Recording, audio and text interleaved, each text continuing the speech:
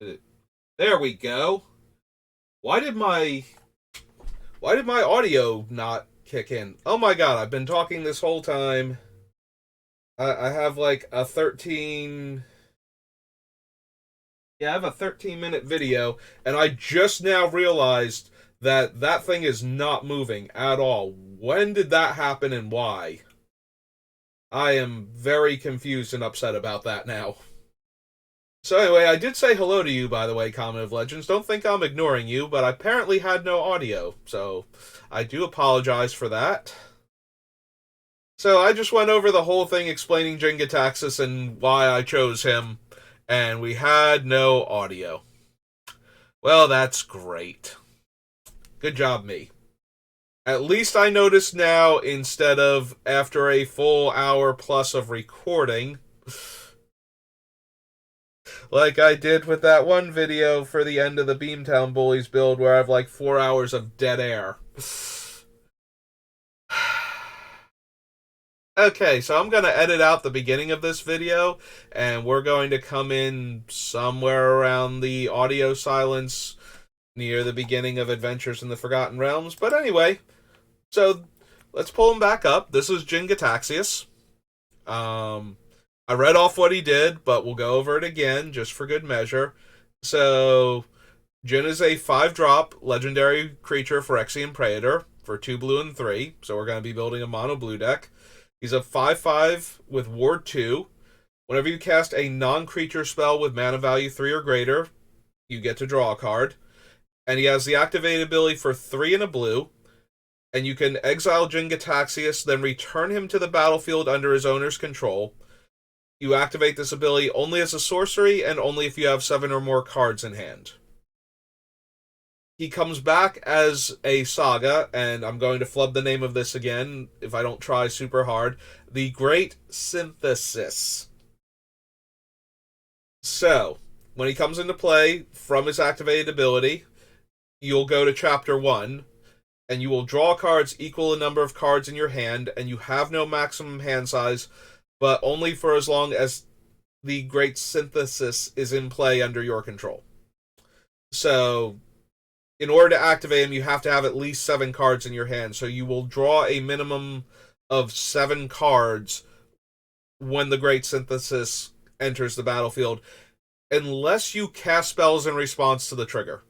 That's the only way you're getting less than 7 from this. Chapter 2 returns all non-Phyrexian creatures to their owner's hands. And Chapter 3 allows you to cast any number of spells from your hand without paying their mana costs.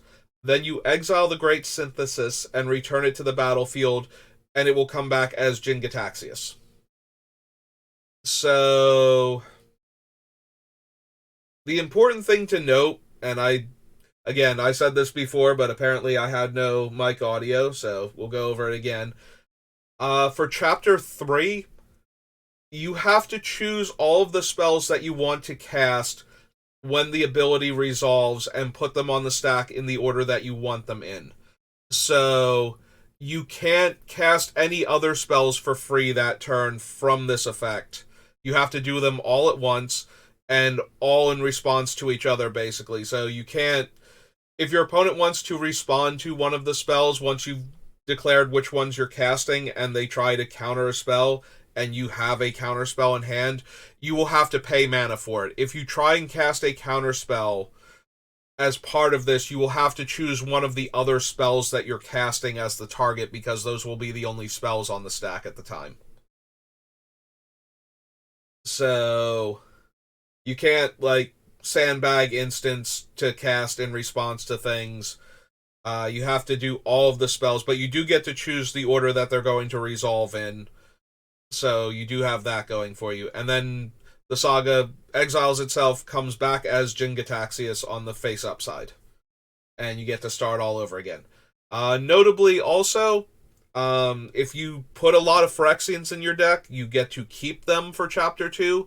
But if you put a lot of non-Phyrexians in your deck, you get to bounce all of them back to your hand, and in fact are required to by the effect. But then you get to recast all of them for free on Chapter 3. So, you will have 14 cards plus at least 2 draw steps, plus any creatures you bounced, and you get to cast all of these spells for free from the Great Synthesis, Chapter 3. So our goal is to get Jin to that 3rd chapter. That's what we're building him towards. I just started. We were just in the Forgotten Realms. So I might have cut this off to make up for the lack of audio.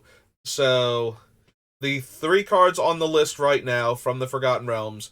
Demi-Lich is not a card I had on my radar. I kind of forgot it even existed until I saw it for this deck, and I'm like, okay, so it costs a blue less to cast for every instant or sorcery you've already cast this turn.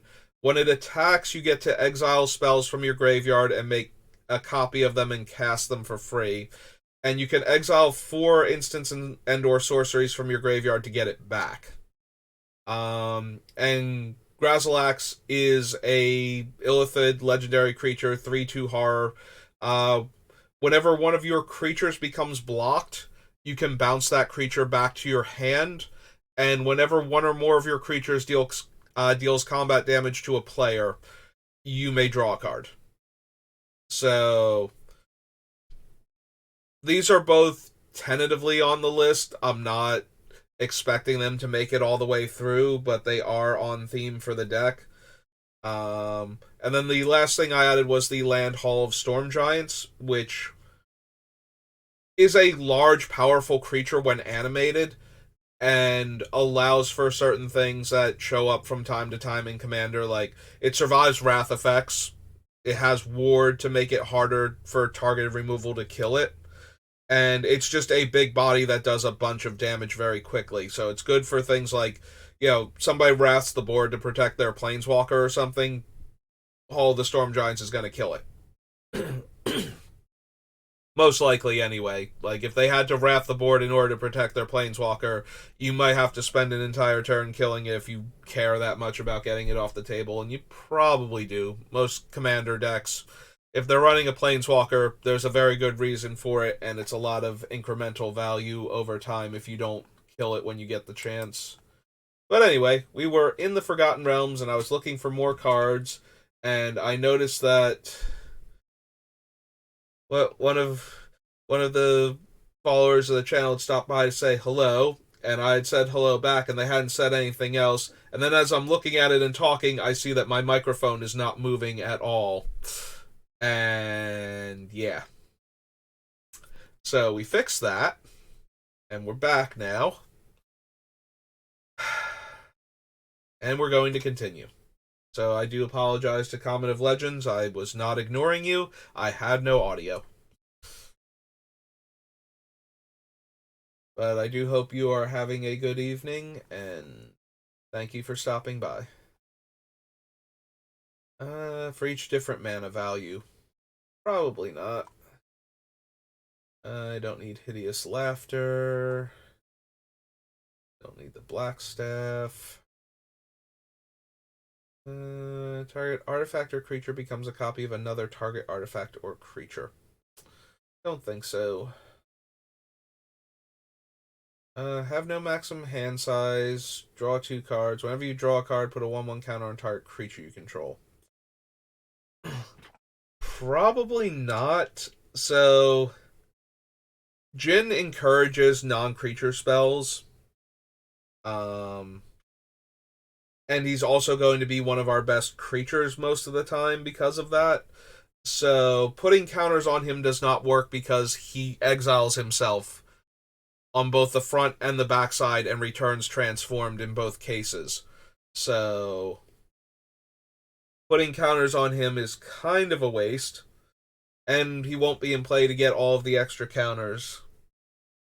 We'll probably have other creatures in the deck, but I don't know how many.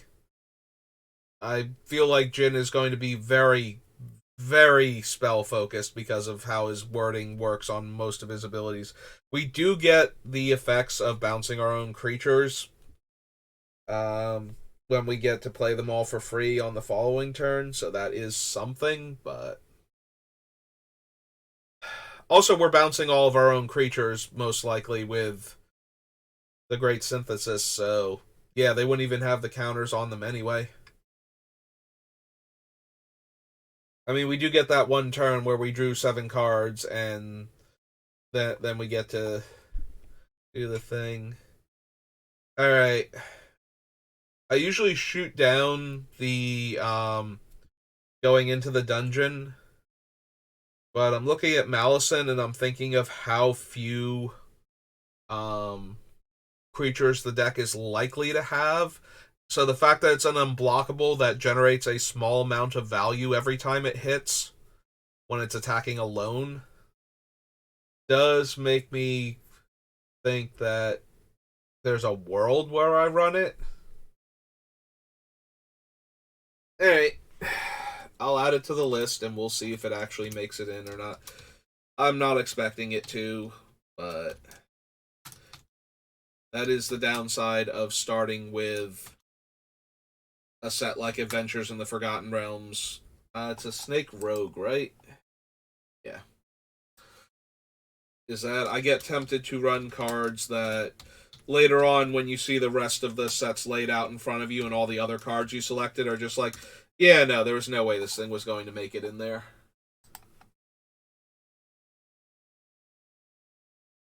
We did gloss over Wizard's Spellbook.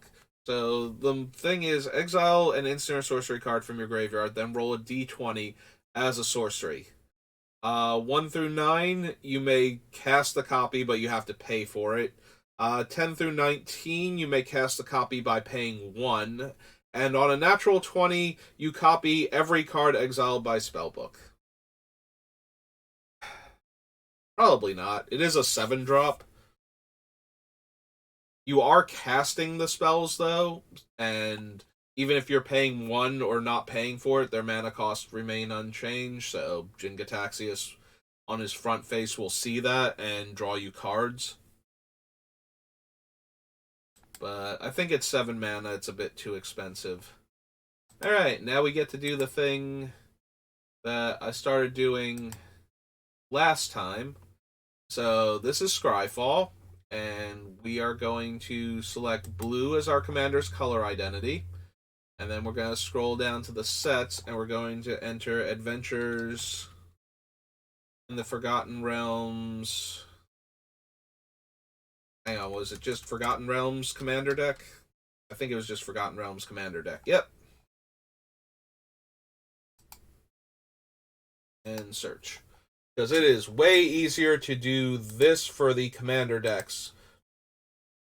Like, this feature should be something that Gatherer can easily do, where we just put all of the cards by collector number, and the way Commander decks work, the cards that are unique to that Commander deck always have the lowest numbers. So all of the white cards, then the blue, black, and so on. So we have the lowest collector number will be all of the new cards from the set, and we have sorted by color identity also. So we don't have to look at any of the other cards, including cards from other commander sets, cards from other random decks, and it is just so helpful. Now that we've done that, Arcane Endeavor, roll 2 dice, get to cast one of the spells because we draw equal to the other. Yeah. No, that one never seems like it's gonna work out. Diviner's Portent. No, thank you. We can do better than Diviner's Portent. We saw all of the draw X spells when going through for Heliod, so. Whenever you draw your second card each turn, create a 1/1 blue illusion creature token with this creature gets +1 power for each other illusion you control. Whenever an illusion you control dies, you may put a permanent card with mana value less than or equal to that creature's power from your hand onto the battlefield.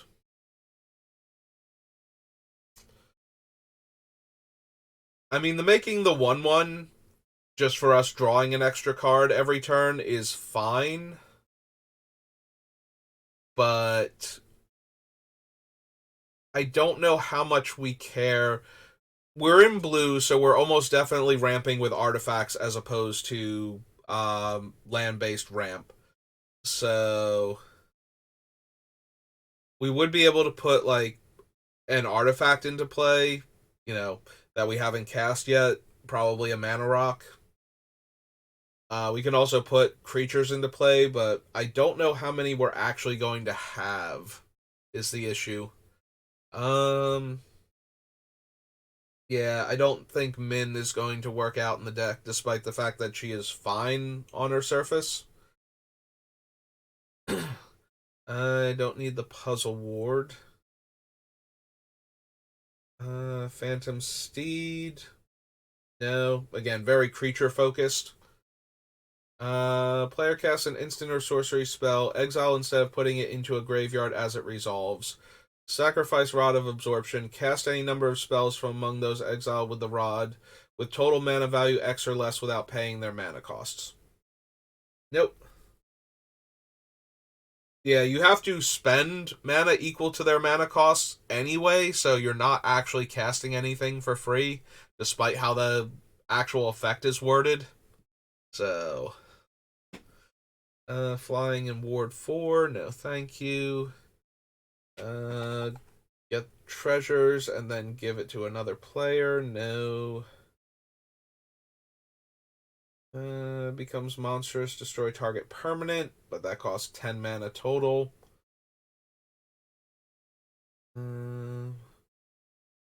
Put 2 counters on it, and you can remove a counter, add 2 mana of different colors.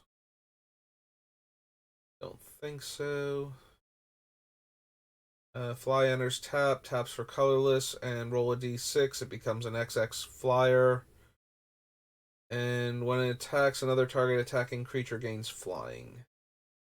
Sword of Hours buffs things, and the Rift lets you put a thing into somebody's deck, D10 cards down. So yep, nothing of interest in the Forgotten Realms commander decks. But wow, is it so much faster to do it that way.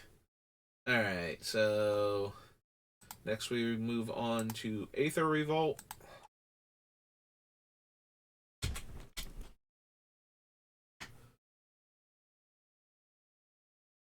Don't think the Harvester. Vehicles are non-creature spells, and we would be able to draw the card for casting it, but the Harvester itself doesn't seem particularly good. We are going to want to cast a lot of non-creature spells, and a lot of them are going to be instants and sorceries, so... And we are going to be protecting Jin-Gitaxias with counter spells, so Baral is kind of a requirement.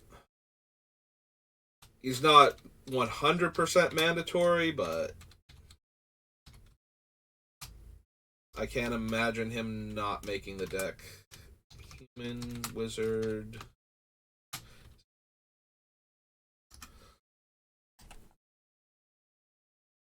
do I care about his expertise? Probably not. Cogwork Assembler, disallow. If you've watched any of my things where I've been building blue decks, you know I like disallow. It doesn't always make the deck, but it's always a card that's up for consideration. Enters the battlefield, return target artifact to its owner's hand. Cast an artifact spell, make a Thopter.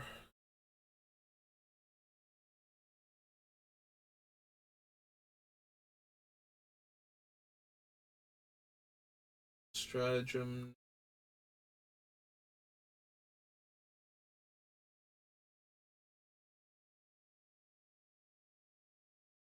Production, probably not. Gate. Possibly when we get to, like, I think it's Lorwyn was where Negate originally premiered, or Morningtide. Pretty sure it was one of those. Planar Bridge for anything. Happening.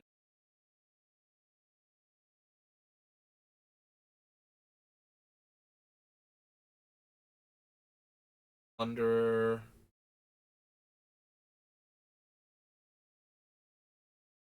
Trophy Mage.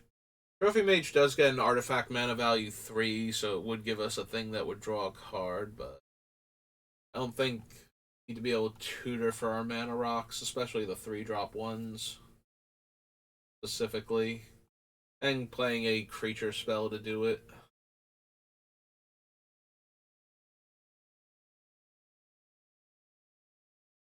I think the other card I was thinking of that I was worried I glossed over is from Kaladesh, Aether Revolt. I'm looking for the oh, I forget what it's actually called. It's the one that makes tokens every time you cast a non-creature spell based on their casting cost. Because I think a lot of our creatures are going to be very tokens made from Shark Typhoon like effects or Murmuring Mystic type effects. So, alright, so that was Aether Revolt. We're to Alara Reborn. Oh, right, Alara Reborn can't have anything. We're mono blue. Can literally skip over that. Alright, two alliances. Our good friend Force of Will, who we will very politely ask to be part of our deck.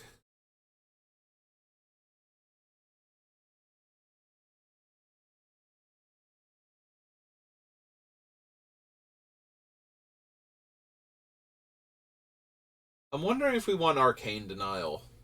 So, it does not draw us a card for casting it from Jin-Gitaxias, but it does give us a card in our hand on the next upkeep for having casted.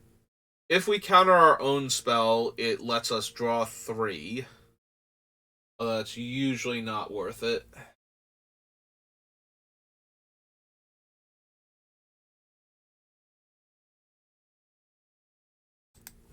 Maybe.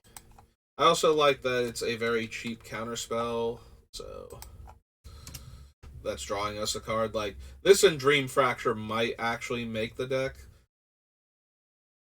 Oh, wow, the name's gone out of my head. Arcane Denial.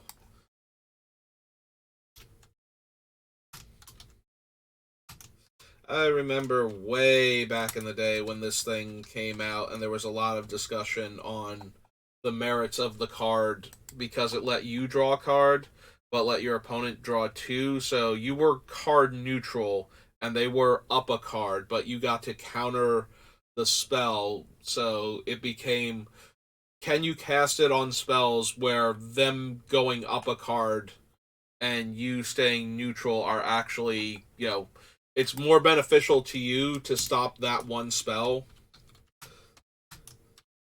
than the extra card that they're going to get. Like, the spell that they're going to draw can only basically be as bad as the one that you took away from them, and you needed to counter that spell. It was especially a big deal in decks that had lighter blue splashes to them, because if you were going to splash for a counter spell, you weren't just going to throw it at the first spell that threatened you. You actually saved it for something relevant. Scepter for anything. Latnam's Legacy, no. Library, no. All of these.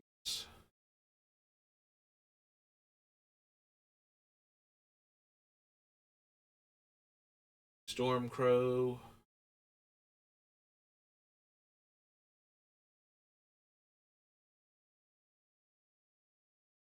Nope. Alliances. A Monkhead.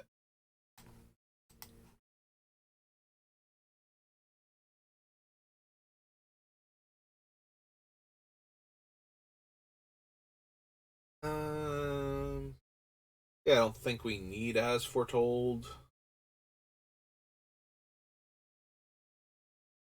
Soul, Cartouche.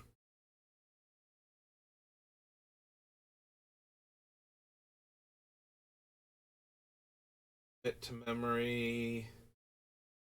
Calling Argument.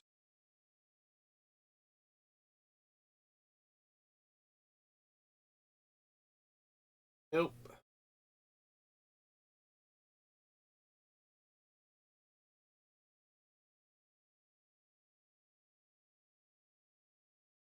Or no.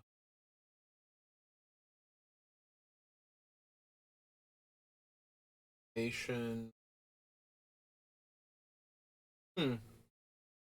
So normally I pass up on cards like Hieroglyphic Illumination. It does let us cycle it, and it would actually be draw 3 with Jin.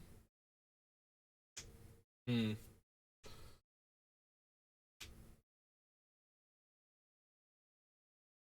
This might be the whole early card fallacy that I keep running into, where it's like, well, I don't know what other cards I want in the deck. I haven't seen anything, so I decide that, this seems fine, and then we'll get to other cards and it'll be like, why did I think this was going to ever make the deck?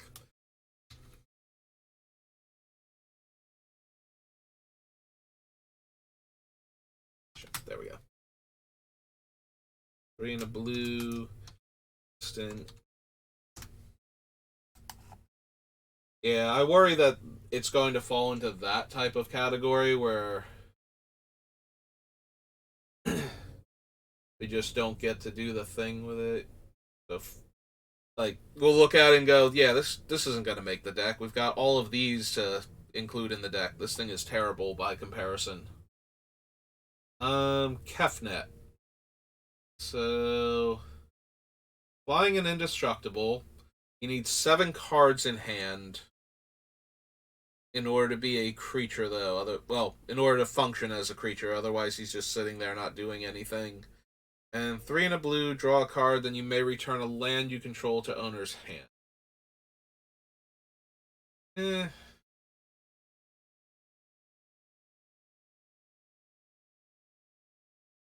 Probably not.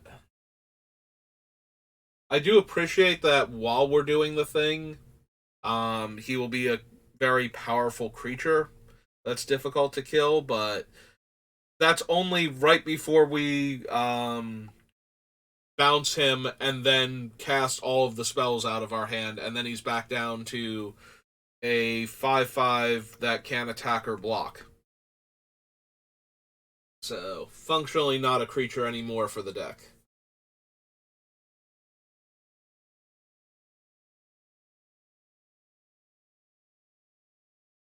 We still have way better options for card draw. The Pantheon.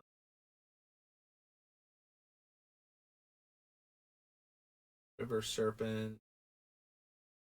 Turn to your hand. The 2 target cards was cycling. I don't think we're going to run that much cycling. If we do, we might have to come back and reconsider the Drake Nest or whatever it's called. The Vizier. That Vizier. Okay. So yeah, not much from a Monkette. We're to Antiquities. Which, unless I want Heracle's Recall, I don't think... Or maybe Transmute Artifact, but also probably not. I mean, we could always run Candelabra and High Tide in our mono blue deck. Don't need the Restoration. We'll be running too many mana rocks for Energy Flux, so no. Yeah, I don't think we need Recall. And Ivory Tower is just too slow. There's a world where I want Workshop in this deck, because I think this is going to be a very, very grindy deck. Strip Mine, probably. I said grindy deck. I think it's going to be a very mean-spirited deck, is really what the issue is. How well it grinds has nothing to do with it. This feels like a deck that is not going to be very fun to play against if you're not ready for a massive amount of control and card draw. So, and in that vein, I don't mind running the insanely powerful cards. And if we're going to run artifact-based mana ramp, Workshop is very tempting. I suppose we'll see, like, what our artifact mana sources are and whether or not we want the workshop after that. So from Antiquities to Apocalypse.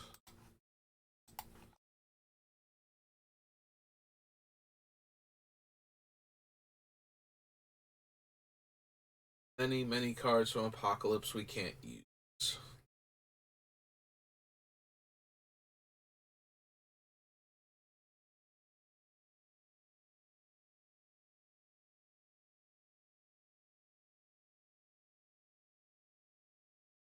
These. Nope, didn't think so. Yeah, most of Apocalypse's power is in its multicolored cards. I think, like, Phyrexian Arena might be the only card that originates from Apocalypse that's monocolored that usually makes any of my decks. So that was Apocalypse. On to Arabian Nights. Again, I don't think we're going to find anything. We're not running Bazaar. We have no use for things like City of Brass.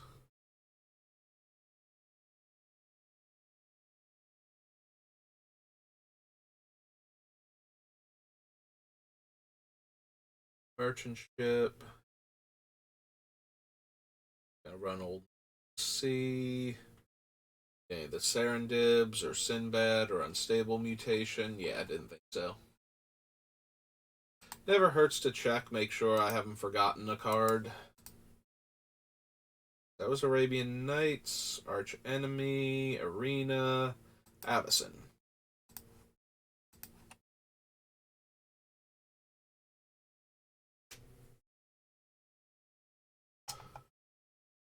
Apprentice, no.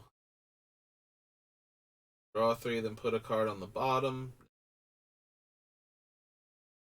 Melee is way too dangerous. Making everybody else's spells cheaper just encourages them to do a lot of damage to me and to everybody else while their things are, less mana intensive. Do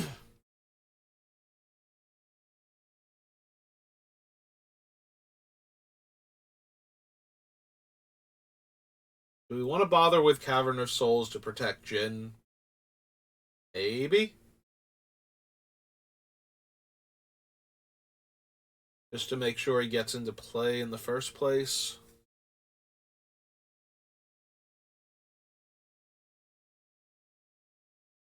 I can consider it.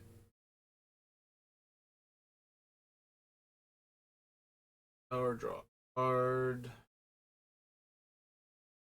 Snatch Ghost Flicker.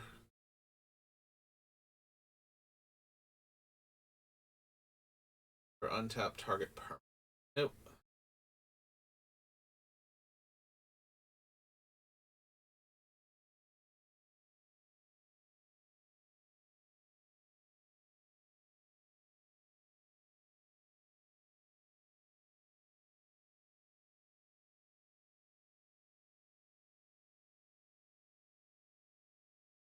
Bottom. No, I don't think so. Not even if we could get down to no other creatures because of Jin's abilities.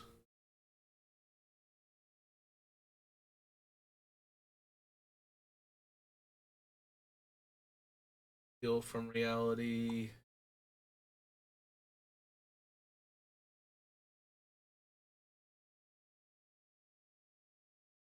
Those cards on the top of their library until they exile a non-land card. Until end of turn, you may cast that card without paying its costs. Have a permanent, doesn't untap. Draw a card for each tapped creature. Again, emblem. Yeah, I don't think we need Tam Tams. Yep, okay. So nothing from Avacyn, unless we want maybe.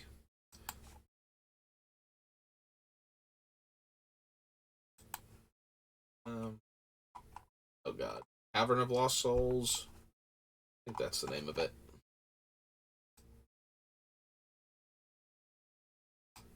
Cavern of Souls. Just Cavern of Souls.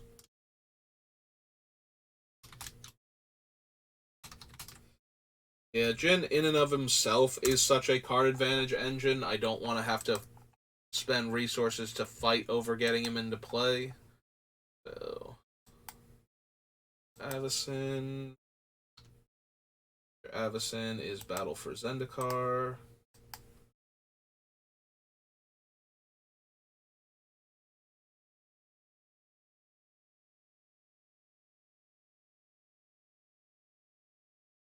Find Hedron Network.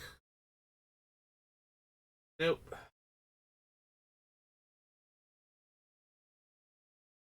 Raider, Blight Herder, Cataract, no.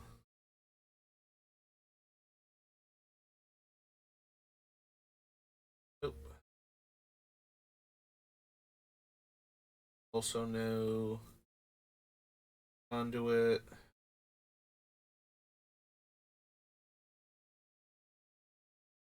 2/1/1 colorless Eldrazi Scion tokens and sack a Scion. Tap a creature, no.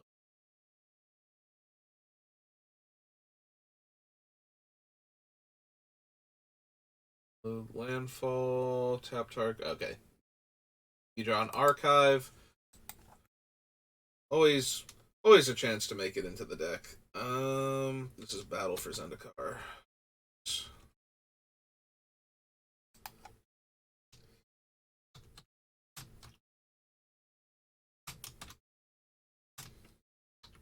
Yeah, Hedron Archive is one of those cards I always put on the list and then cut it later on, depending on what the actual mana requirements of the deck appear to be.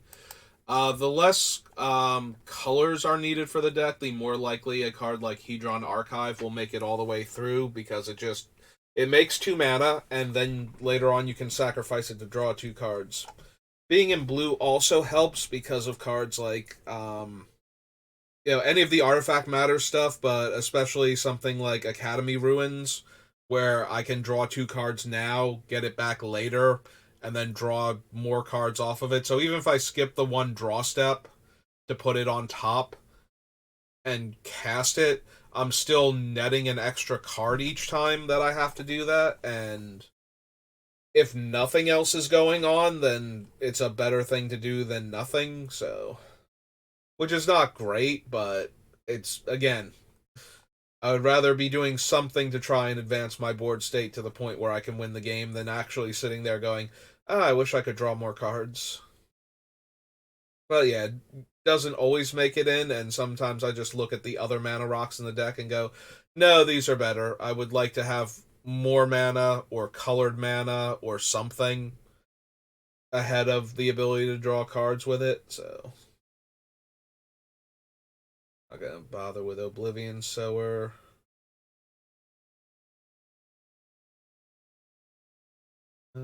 Prism, Retreat, Landfall, tap or untap a creature, or scry one. I think so. Scour from Existence, no. Forsaken Gods, probably not. The Drifter, the Coils. Scry X, where X is the highest mana value among permanents you control, then draw X cards. Alright. We'll be adding Ulamog to the list because the Great Synthesis is we're casting the spells off of it. We're not just getting to put all of these things into play, so it is actually a cast trigger for Ulamog.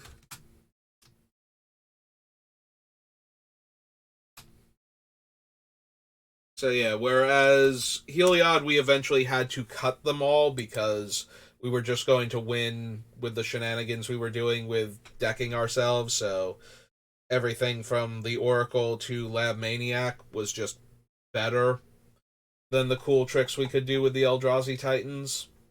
Um, this one, we actually will probably wind up running the Eldrazi Titans, which is another thing in Hedron Archive's favor, because ramping colorless mana has more value to Battle Bond, right? In a deck that has, 2 Ulamogs and Maybe original Kozilek and new Emrakul. Maybe. I don't want Arcane Artisan. Don't need Fumble. Not writing game plan. Yeah, no to huddle up.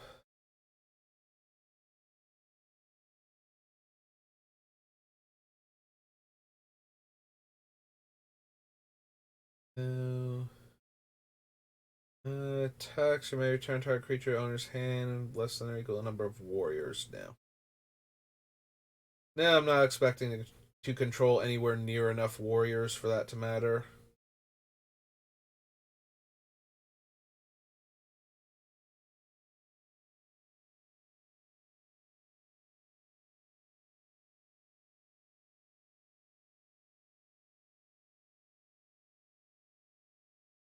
Yeah, we're going to have enough spells where Spellseeker is going to be a thing, so head down to Battle Bond.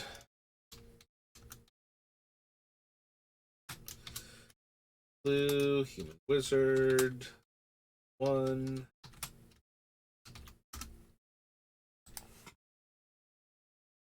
Don't need the duo.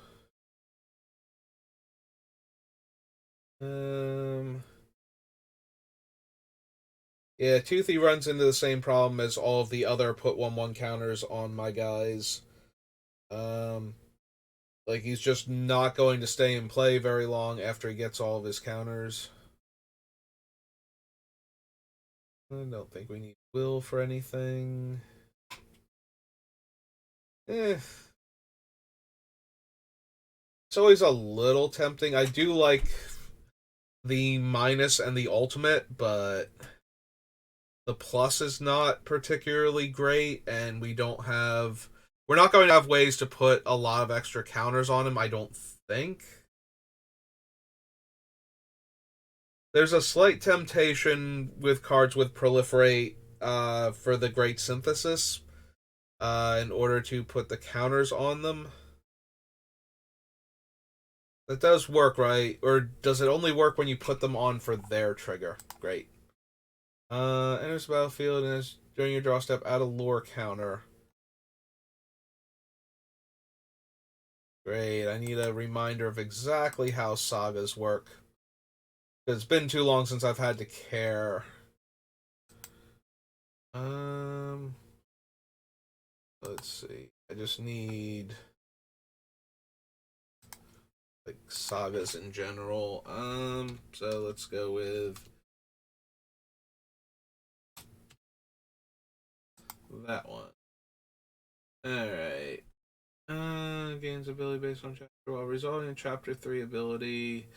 So it's a land, loses all abilities, but it's still a saga. It will immediately be sacrificed. Okay, so that's just hmm.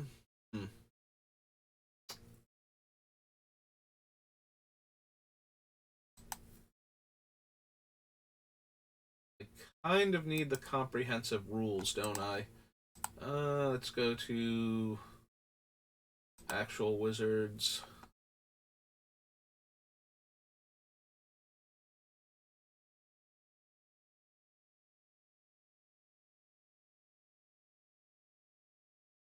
Database rules.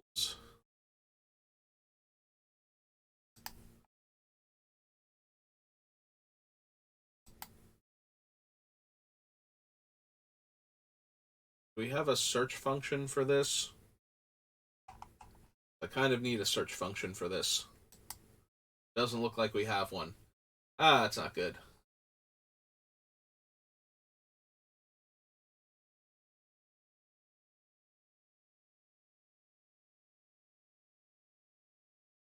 Zones, structure, multiplayer rules, casual variants, glossary, and credit. Alright, so we have a glossary all the way near the end. Let's see if we can find Saga for the glossary.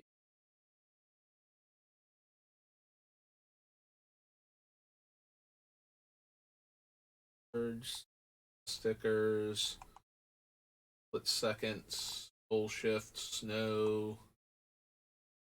It's been a while since I've had to care exactly how sagas work. Enchantment subtype. Sagas have a number of chapters and abilities that take effect on a number of turns. See rules 715. 700s. Cool. Alright, so that's 702. 707. 709.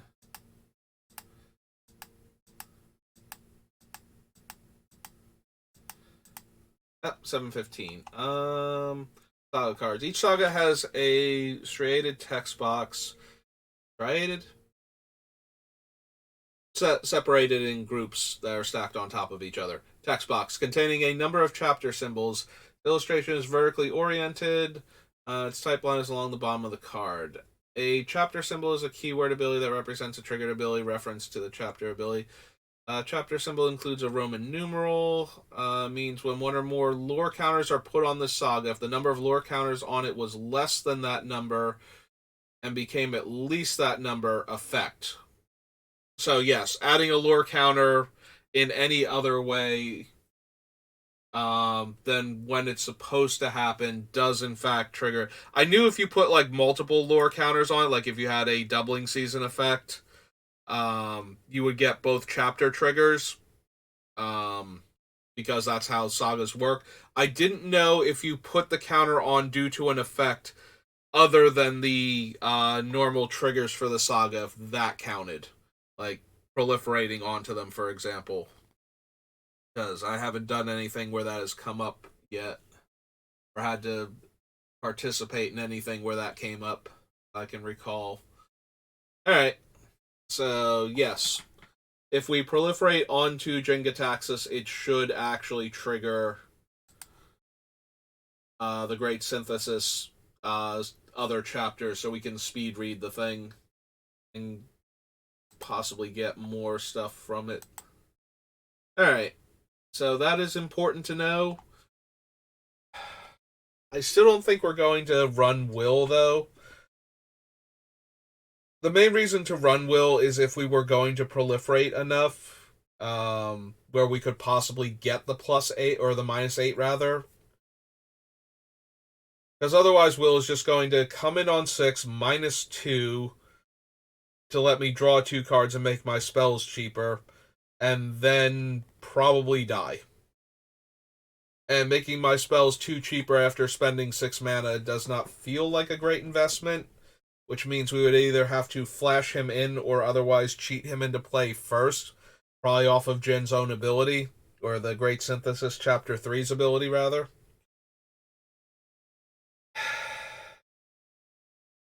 I don't want to load the deck too much on cards that are only good when we're putting them into play for free. I just want to make sure we have enough of them, and the ones I want, I basically want to be game-winning at that point. You know, if I'm going to take the time to do this. I don't want to get to the end and go, okay, here's a bunch of stuff, and everybody goes, well, that's cool, but now I win the game. Like, we want Jin to actually basically crush everybody's will to live by the time we get to the 3rd chapter on his saga, so. Onward to Betrayers. No. Unless you remove a counter from a permanent you control.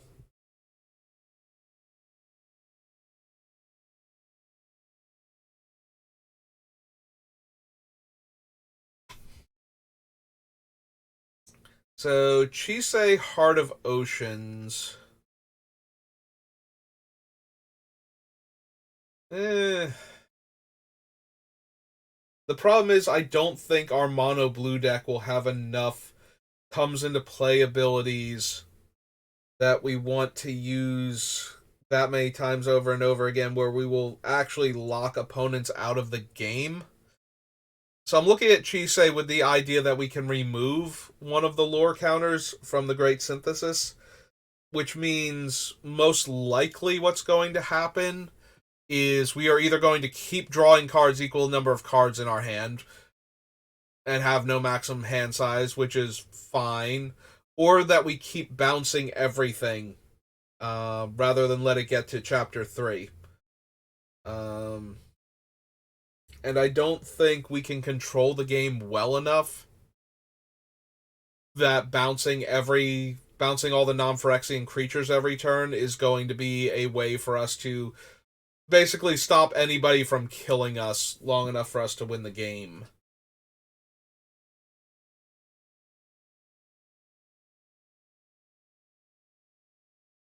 It's an interesting idea, but I don't think it's actually good enough, so I think we're going to keep on going. There is some merit, though, to constantly resetting Jin back to chapter 1 and drawing all the cards again, which we can only do, like, maybe 3 times. If we had 7 in hand, and we drew 7, that's 21, and then we draw another 21, we've drawn 42. I can't imagine we have enough cards left at that point to actually, like, we have less than 20 cards between Jin and what's in play. To the point where we can draw another 40 cards. So, yeah. Making Jin pop off again seems like an unlikely thing to have happen. So we can only get, like, half of our deck into our hand, roughly. Or a little bit over that before we can't use Jin again that way. And then we have to wait until we hit chapter 3 to cast all of those cards for free. Which is a little bit tempting, I'll be honest. Like, that's kind of the sweet spot, is if we get to that point, then Jin just like, oh yeah, no, we just have everything now. We get to cast everything. Everything's great. I don't think we want Patron of the Moon. Cast spells anytime by sacrificing Moonfolk. Yeah. That's 7 mana. I do like the idea of being able to put more lands into play, but most likely we're only going to get this thing into play with Jin's own ability, and by then I don't need lands. Like, we should be good, so... Artifacts and enchantments to their owner's hand. Actually, we passed Kira, didn't we? If I'm not planning to target my stuff...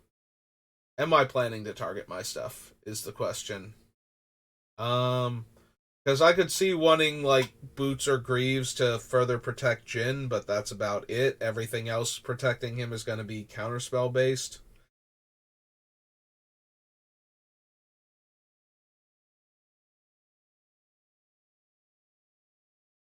So would we want Kira Great Glass Spinner?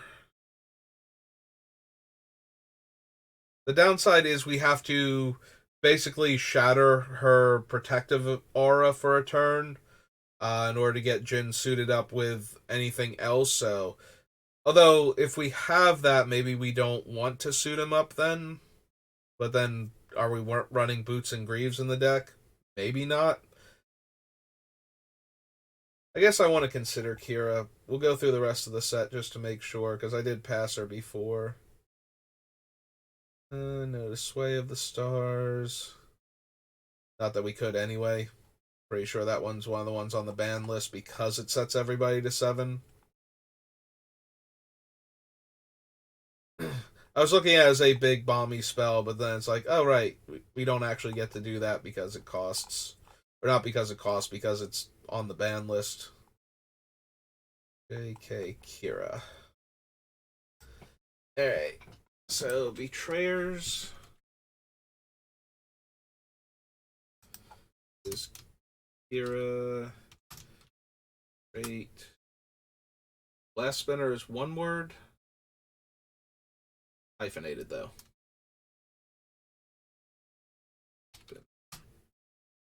He is 1 blue and a spirit.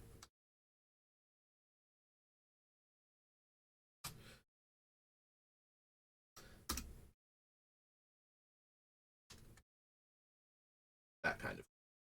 Not 0.2. Alright.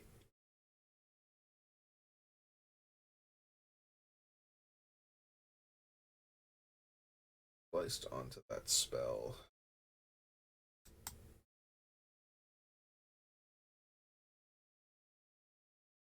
So that's Betrayers. So after Betrayers is Born of the Gods. Then Champions of Kamigawa.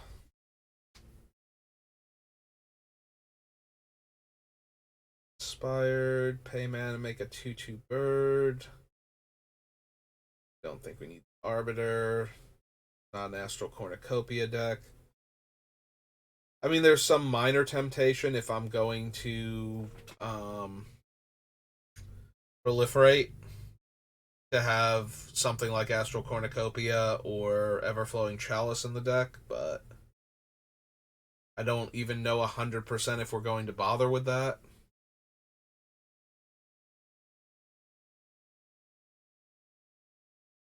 And creature cards. Nope. Create a token that's a copy of target creature you control. If it's your turn, scry 2 for 3 blue.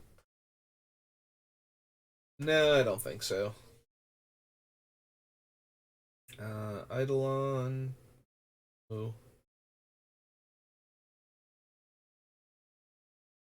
Serpent. Kraken of the Straits. Mind Reaver. No. Nullify. Nope. Perplexing Chimera. Think. Whenever opponent casts a spell, you may exchange control of Perplexing Chimera on that spell. If you do, you may choose new targets.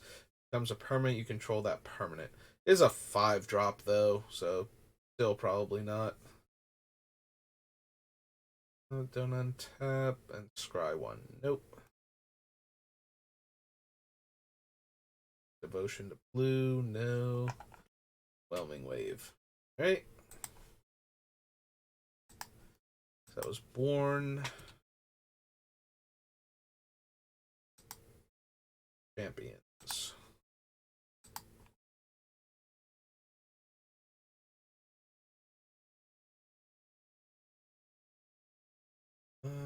Hour of Dominion. Tap an untapped creature you control. Untap enchanted creature. Zami. Probably not. Boseiju. Also probably not. Closer though. Yeah, I do like Boseiju. And maybe we still want to run it, but I think so. For an arcane card, no. Floating Zubra, no. Gifts Ungiven is banned? Yeah, Gifts Ungiven's banned. I think we had this discussion the other day during the Heliod build where I was like, wait, is Gifts actually banned? Because I think that it is. Don't need Hall of the Bandit Lord. Seeing Winds.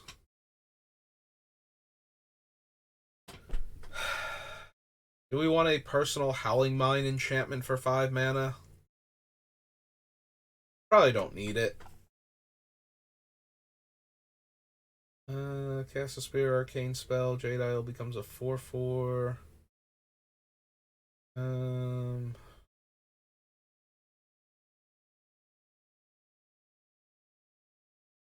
Do we want the Journeyer's Kite?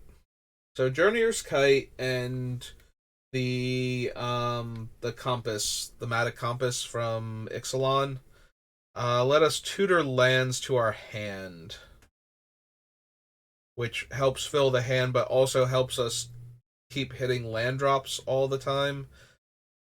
And, also keeps our hand full because we keep getting more land to play out, so we don't go down in cards.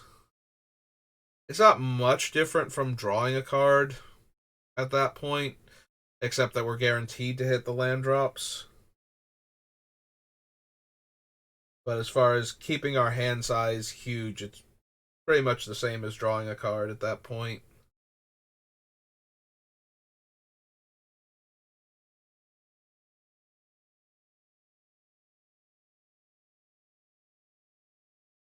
Maybe. Um, maybe. I suppose we can add it to the list. I feel like Jin's just going to be such a slow, grindy thing that we have time for a card like Journeyer's Kite. It is a Y.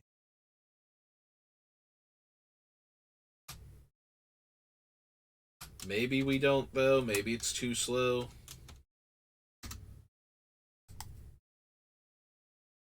Don't need the bell. 9 or more cards and you flip it, and the ability is 5 mana tap, target player draws X cards, where X is the number of cards in my hand. I don't think we can actually deck anybody with this effectively, so we would be using it to double up on our hand size most of the time. Also, every time we cycle through the thing, like, we have to activate this ability before Jin gets to chapter 2.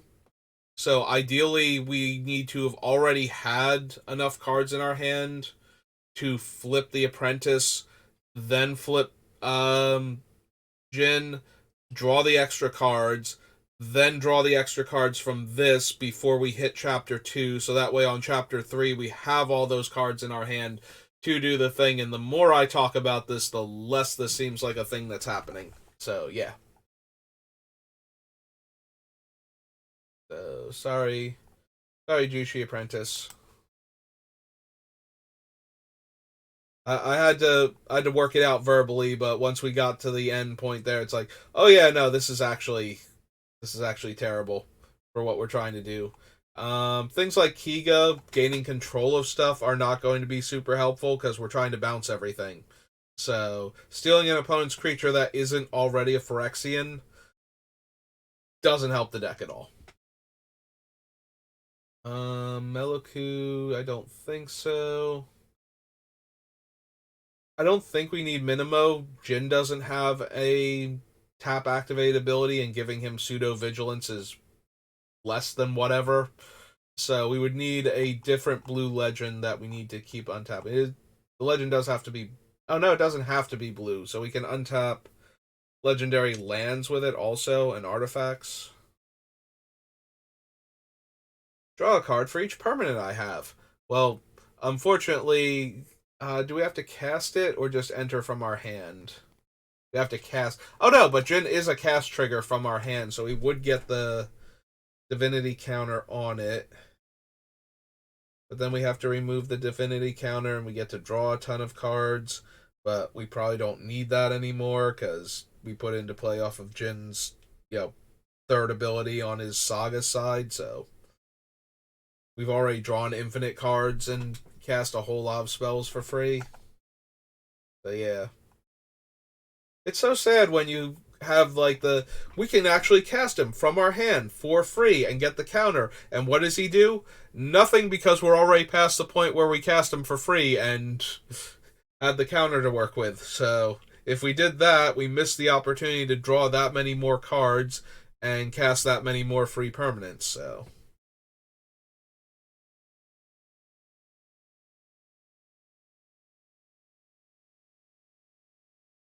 don't need those. Tap or untap a permanent splice. No.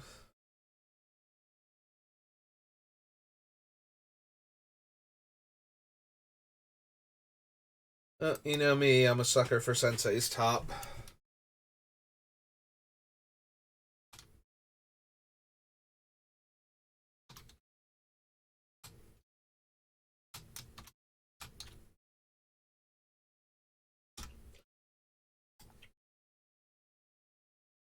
Sift through sand, Sire of the Storm.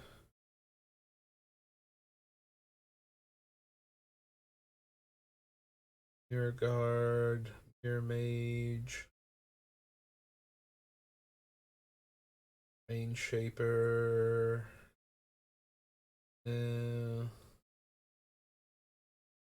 Savant. Start all the cards in your hand and draw that many. No, the Seer. Squelch. Nope. Spear Arcane Spell. Tap or untap a creature. No. Return target arcane card from your graveyard to your hand. No.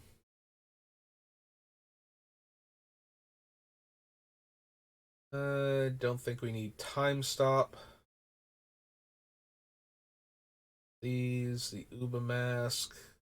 Turn 2 lands you control to owner's hand, copy target instant or sorcery. That, and we're done. Okay. That was Champions. Cold Snap. Then we get to do the commander sets over in Commanderland up here in Scryfall. Loses flying. Sack an artifact creature to tutor for a non-creature artifact. Snowlands. Steel Heart, maybe. Commandeer, probably.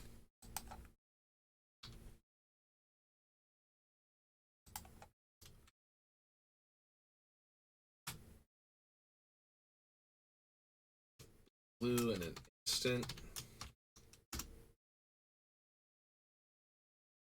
Do we want Cold Steel Heart? Maybe.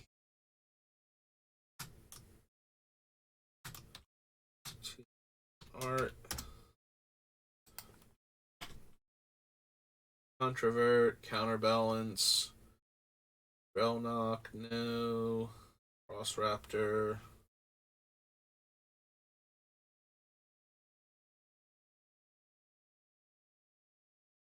Deal X cards, counter target spell unless they pay X. No. Draw 2 cards and sack a permanent. No.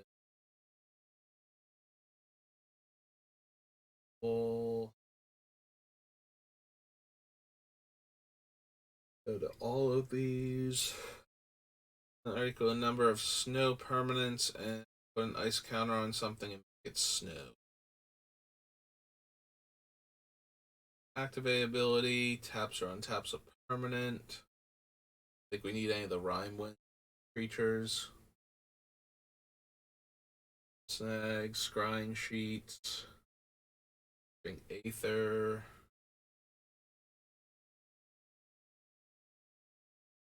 Stones.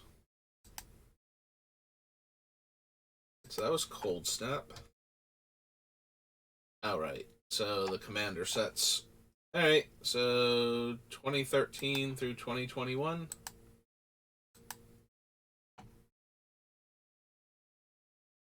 So commander's identity is blue. Sets are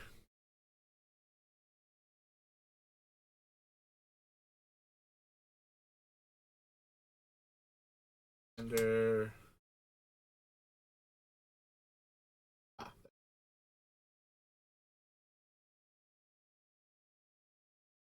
Yeah, I guess we could start with Magic the Gathering Commander then.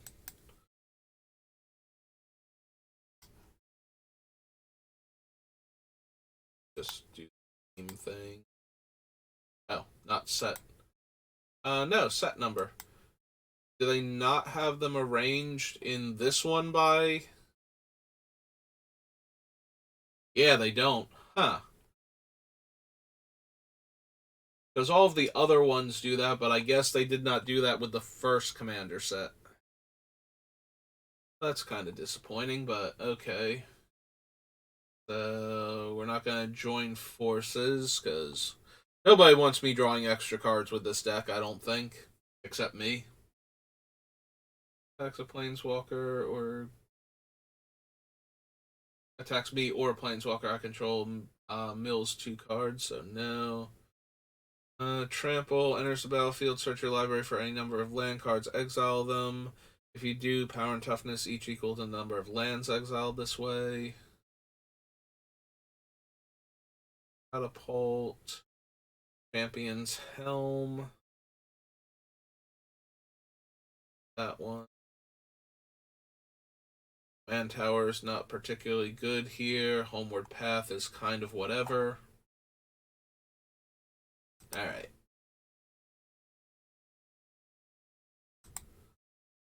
That was Commander 2011.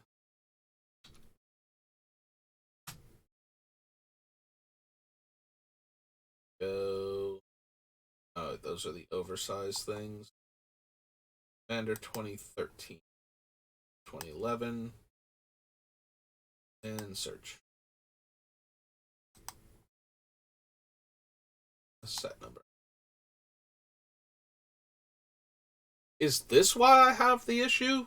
Are some of them just not listed this way? When did they start doing it properly then? Maybe that's why I have the problem with Gatherer. And I just keep trying to do it on like 2013 and whatnot.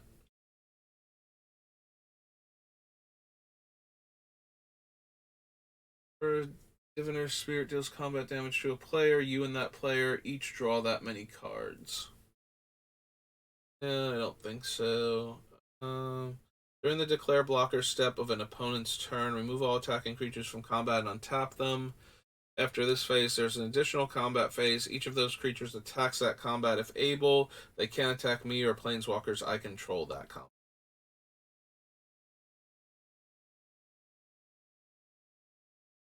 Starting with you and proceeding in the chosen direction, each player chooses a creature controlled. Yeah, no. Not gonna give away our stuff. Choose target creature you control. Put a token onto the battlefield that's a copy of that creature. Each opponent may put a token onto the battlefield that's a copy of that creature. For each opponent who does, I get another token of that creature.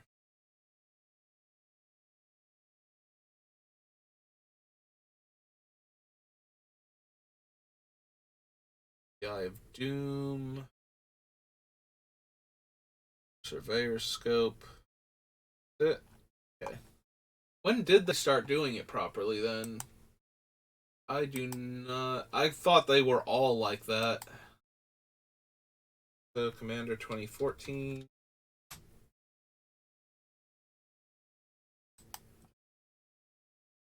13. And search.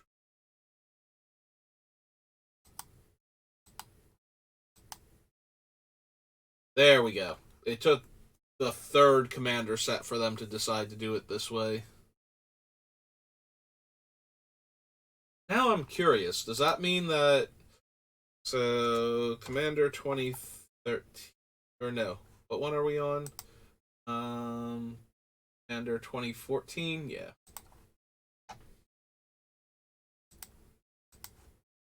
If we search that under here and do collector number, does it work? Have I always been trying to do it with the other ones that it doesn't work on?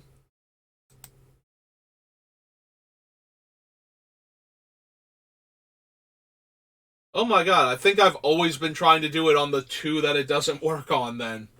Because they would be the first ones to pop up. That is... So all this time I've been mad at them because I thought they had always done the collector number that way.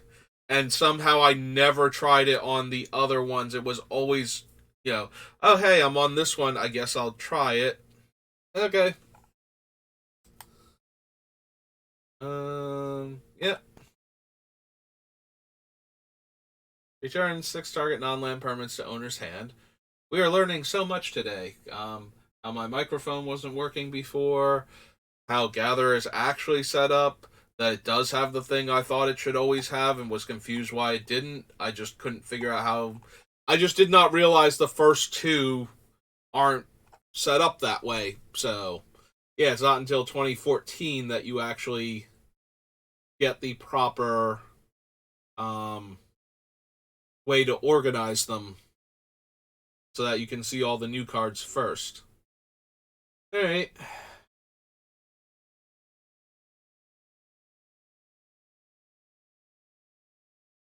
Cast it from your hand, tap all non-blue creatures. Those creatures don't untap during their controller's next tap step. Attacks target opponent this turn if able, and morph. Choose an opponent. You and that player each draw 3 cards. Tap all non-land permanents you control and all non-land permanents that player controls.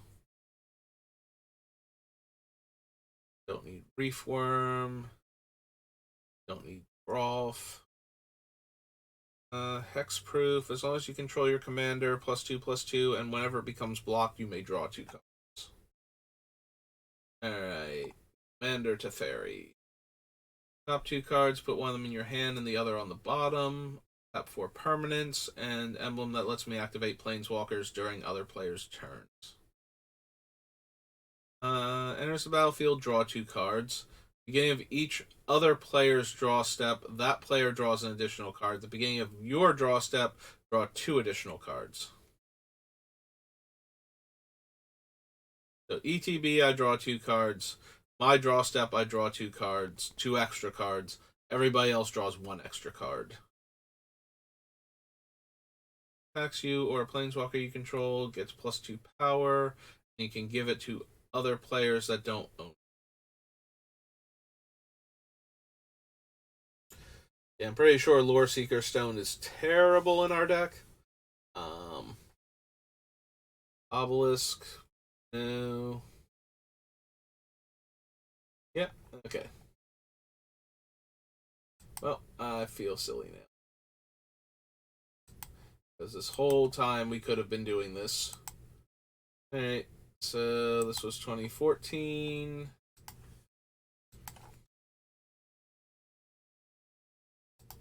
I'm just genuinely shocked that every time I tried this, I managed to do it on one of the 2 sets it does not apparently work on. Unless it suddenly doesn't work on some of these, but let's keep going until it actually doesn't work on one of them, and then we'll see. Yeah, no, immediately put all of them to the top again. Alright, gain control of target spell, may choose new targets. Again, like, we can gain control of instants and sorceries, especially ones that care about who controls them. But I don't really need that, and gaining control of creatures is terrible, so not for 6 mana anyway.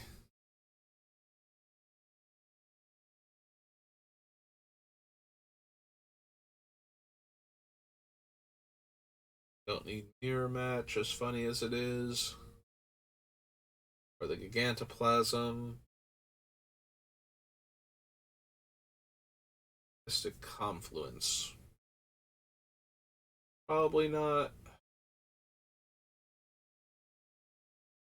Synthetic Destiny, no to Blade of Selves. Scythe Claw, no. Guild Pack, no. Hot Vessel, no. And Command Beacon.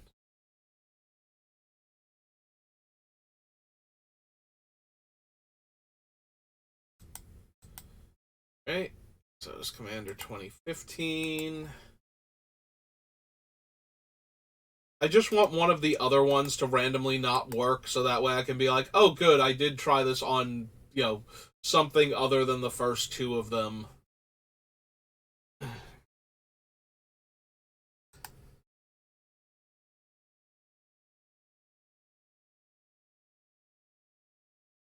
Nope, so far, works on all the other ones. Don't need... Yeah, Deep Glow Skate can only advance the saga by 1, because either it doubles the 1 to 2, and we get the 2nd chapter, or it doubles the 2 to 4, and we get chapter 3, and then there is no chapter 4, so nothing happens for the 4th counter. I believe that's how it works. It would be really weird if doubling it from 2 to 4 actually just skipped over it because it doesn't have a 4th chapter and it just ends, but I don't think that's how it works. And we already closed the thing out, so I'm not going to go back and find it to make sure if I'm right or not. Yeah, if it ever gets to that point where we need to know that, I'll double check it, but... enters the battlefield under opponent's control. Create a token that's a copy of that creature, except it's an artifact. Then exile all their tokens created with artisans. So no.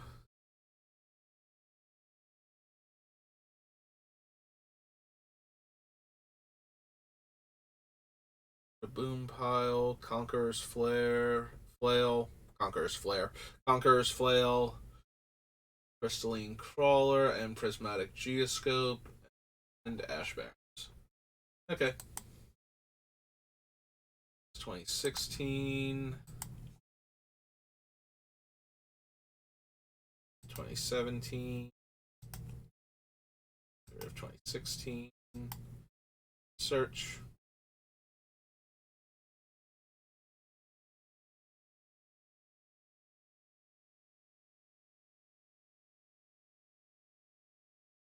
And add this in again. At this point, I'm just assuming it does actually work for every one of them that isn't the first two sets, and that somehow I always tried one of those two to get it to work, and never the others, and that's just baffling to me how that worked out that way every single time.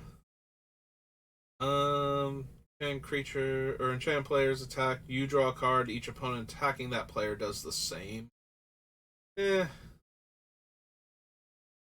Tap an untapped wizard you control. Return target non-land permanent you don't control to owner's hand. Enters the battlefield. Choose a creature type. Yeah, it's not gonna matter. Magus of the Mine. Don't think so. Portal Mage. Bloodforge Battle Axe. Hammer of Nazan. I don't need any of these random equipments. Don't need the Path of Ancestry. Okay.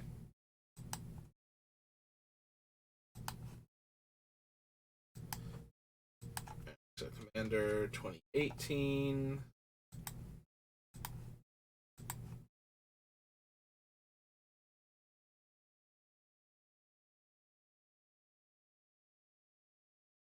Aether Gale. Oh, right. Add that in. So, Augury is the top 8 cards, and you can cast 1 card of each type, and I don't think we need that. Creates copies of artifacts we control for every time we've cast our commander. +1. Invocation as a copy of an enchantment you control, except as at the beginning of your upkeep you may exile this enchantment. If you do, return to the battlefield under its owner's control. So if we copy Jin in his enchantment mode, it would always come in with the 1 lore counter and be on 1. And then if we don't let it advance and we flicker it back out, it'll keep doing that over and over again until Jin's enchantment is gone. Then it won't be able to come back in as a copy of that. Also, if we don't make it a copy of anything, it doesn't have this ability. So you may have it enter the battlefield as a copy of an enchantment you control, except it has. So if you don't choose an enchantment you control, it does not have that ability. So that's kind of a thing. Attack you or a planeswalker you control, draw a card.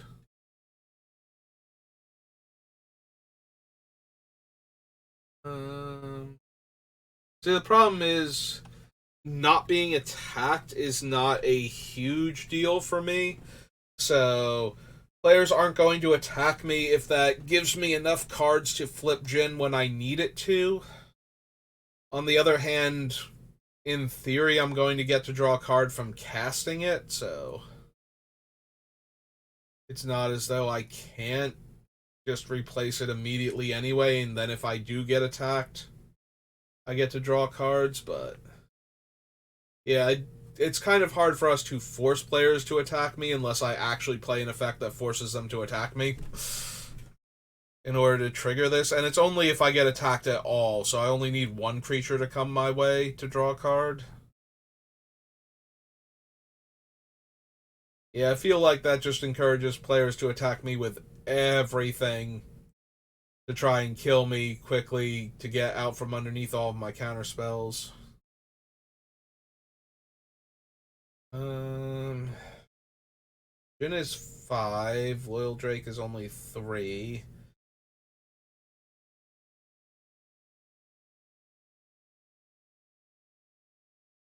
Yeah, I'm looking at both of these things that let me draw cards, trying to decide if I want either of them. And I don't know that I do.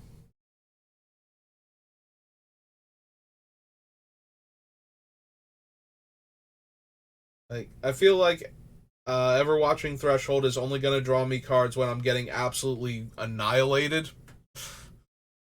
And I don't need to push people away from attacking me that way. Like, either they want to kill me or they don't. They're not going to not kill me because I get to draw a bunch of cards. If they need to kill me, they're going to get me dead.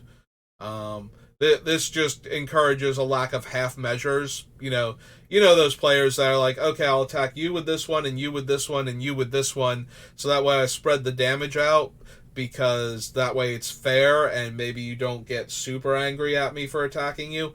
Yeah, this card says either don't attack me at all, so I don't get to do anything with it, and not being attacked is not a huge benefit, as opposed to taking that random couple points of damage that's worth a card if we don't get to draw with Jin for it. And if it encourages like people that are going to attack me to just turn everything sideways because I only get to draw the one card each turn because of that, then yeah, I just get absolutely ruined and it doesn't really do anything.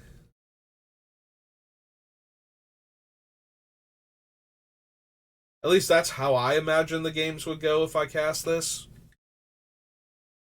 Yeah, not everybody's going to respond to it the same way, but I feel like that is the correct way to respond to it, is either don't chip in, either all in smash me or leave me alone, and I don't think it's worth a card to maybe get left alone, basically.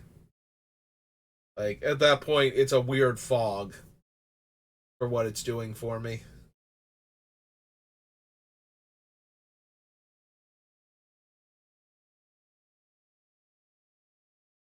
No to the Humiliator. Don't need Ancient Stone Idol. Don't need Coveted Jewel. If you control 3 or more lands with the same name. Well, that should be pretty easy to pull off. Yeah, I guess we're in the market for Endless Atlas.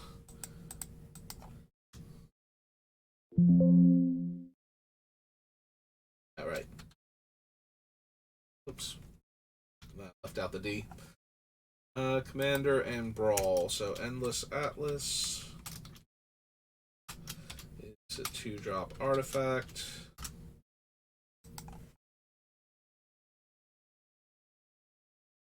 I don't need Forge of Heroes. And I've never needed Isolated Watchtower for anything at any point in time ever. Alright, so this was 2018. So under 2019.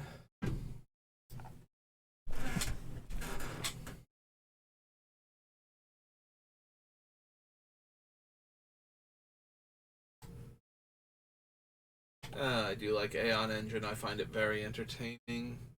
Counter all abilities your opponents control. Think we need that. They control from the battlefield to the command zone, and I draw a card. Eh. Exchange control of target non-creature spell and target creature. Then the spell's controller may choose new targets. This turn, when it dies, draw cards equal to power. The wall becomes a copy of a creature, except it's still a wall. It taps the thing down and won't tap it. I feel like Aeon Engine, but it's not really doing much in this deck. Idol of Oblivion.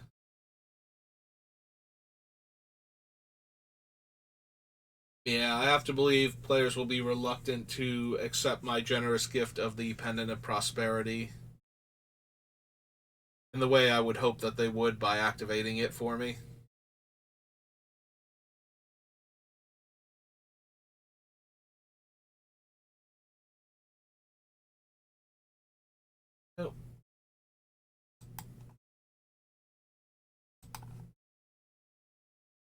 So Commander 19. Commander 21.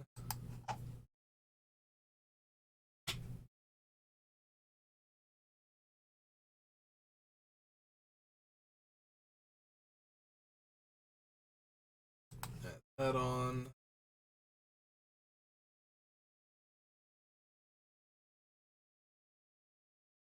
There were no monochromatic cards from this set. Oh, right. This was Strixhaven. There were no mono blue cards, though, for this set. Because I remember white has the Angel. I am genuinely surprised if there are literally no mono blue cards. That seems so weird. I mean, I can kind of believe it, but at the same time, oh, there's Metallurgic Summons, and it is from Kaladesh. I can believe it, but it still seems weird that there are no mono blue.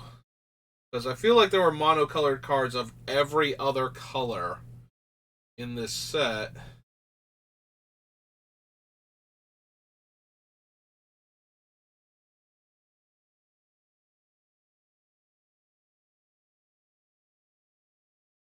Yeah, I'm not seeing anything.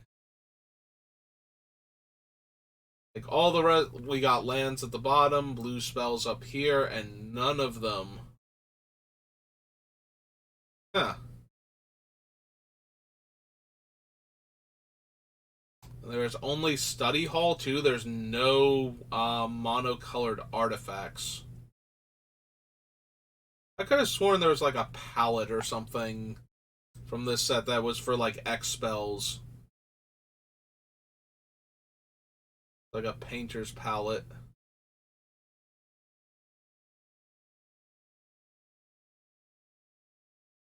Hmm. Is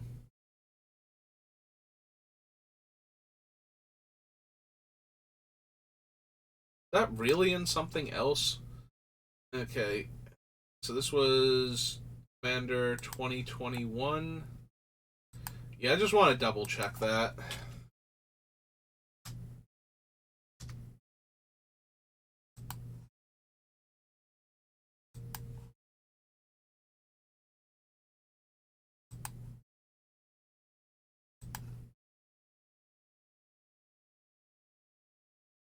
Yeah, okay.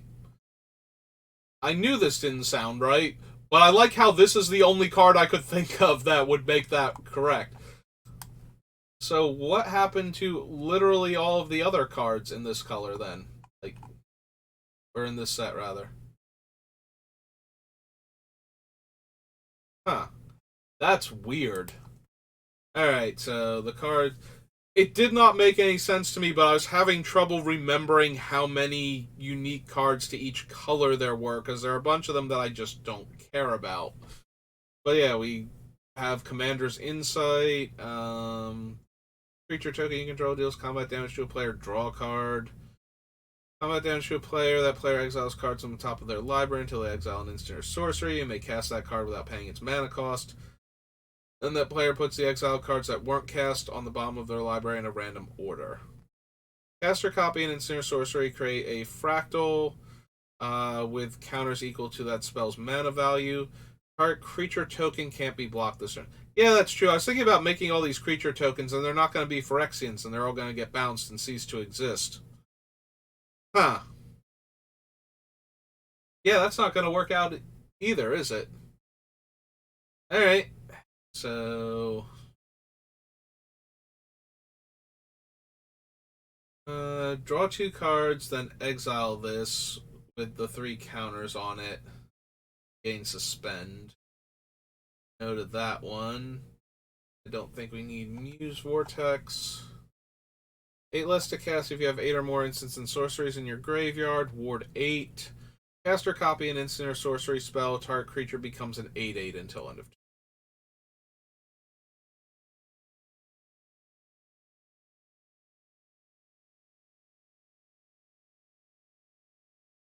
Break-ins, Leviathans, and Octopi. Target creature opponent controls can't be blocked. Goad that creature. Create a token that's a copy of target permanent you can.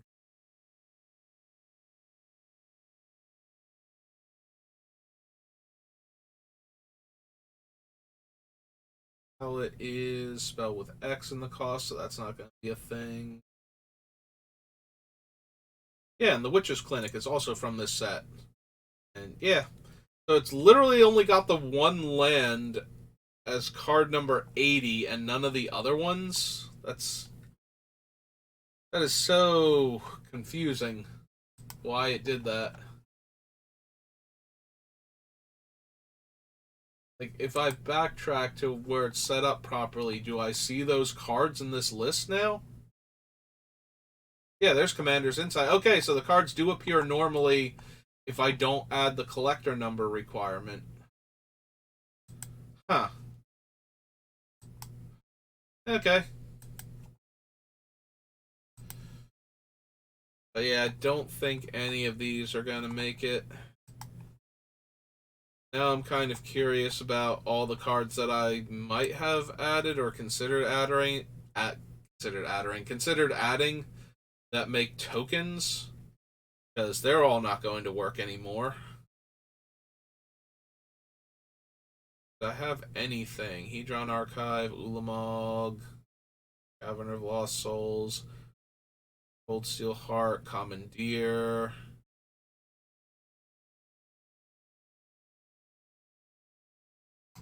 Okay, does not look like I picked out anything based on that yet. I was just theorizing, and now that we haven't done anything with it, we don't have to worry about it. Alright. That was all the commander decks. Alright, Commander Legends and Battle for Baldur's Gate. Alright.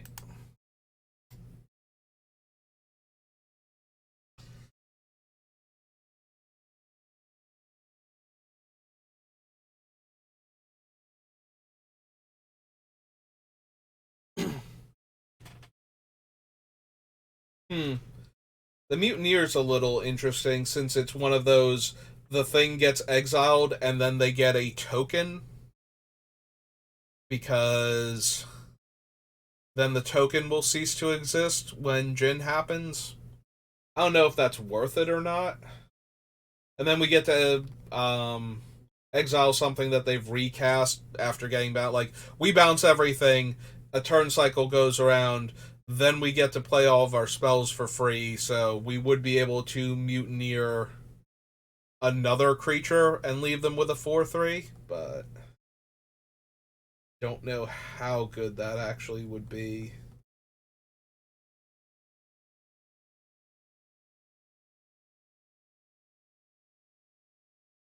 Like, it's cheaper than a lot of the other similar effects, so maybe.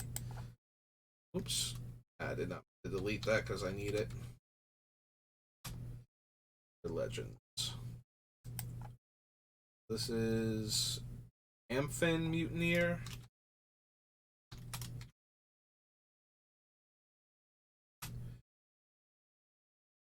It's 3 and a blue. Is a Salamander Pirate. 3/3.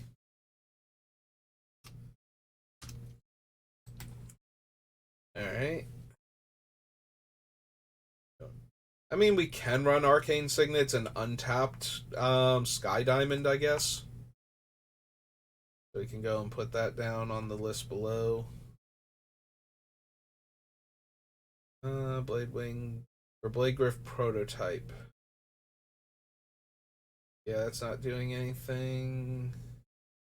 Dealt damage, draw that many cards. Meh.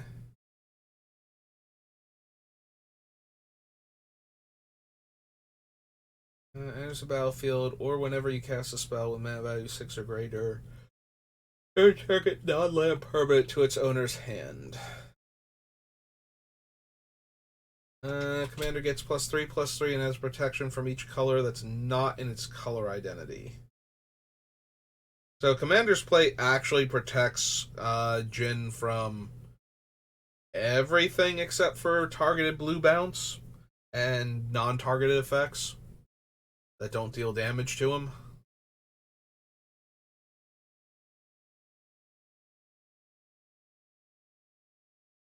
So maybe.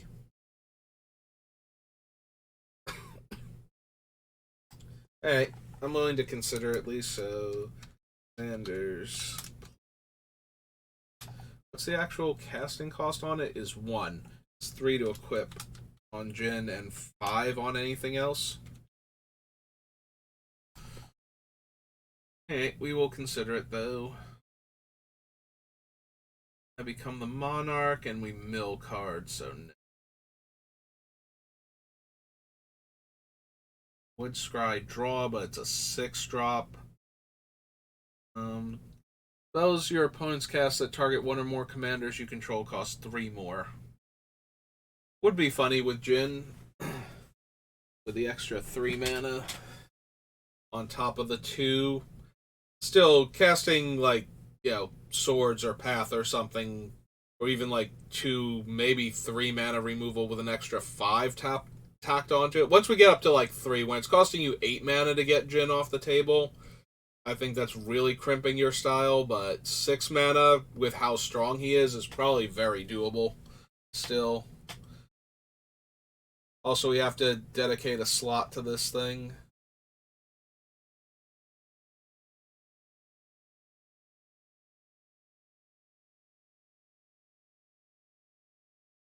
And it doesn't get around Wrath effects either. Like, they can just Wrath of God kill both of them.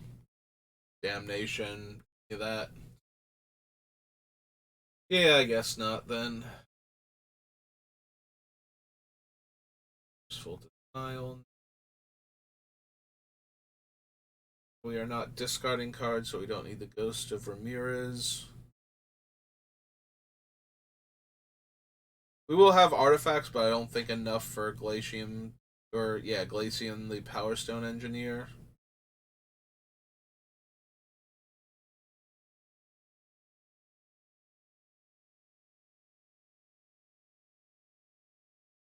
Engine. Don't need any of these crits. Each end step, draw a card if you cast a spell from a graveyard or activate an ability of a card in a graveyard this turn. So, Maelstrom Colossus new.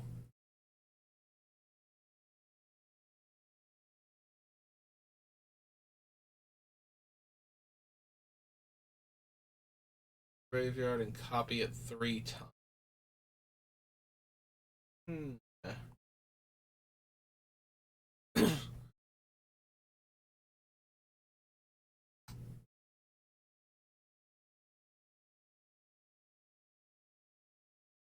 Reality, Triniform, Prosperous Pirate, Earth from A. Actually, real quick, the Triniform, because I did not think of this. What? So it has to die to make the 3 Phyrexians. Okay.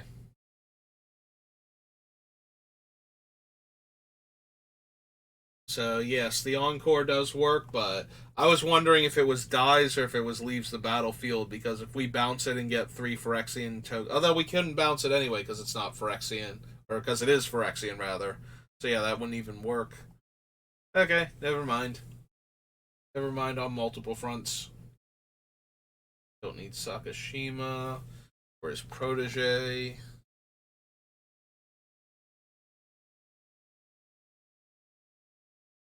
Will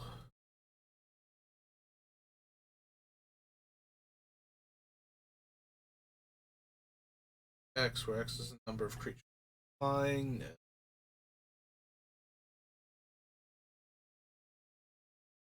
Oda.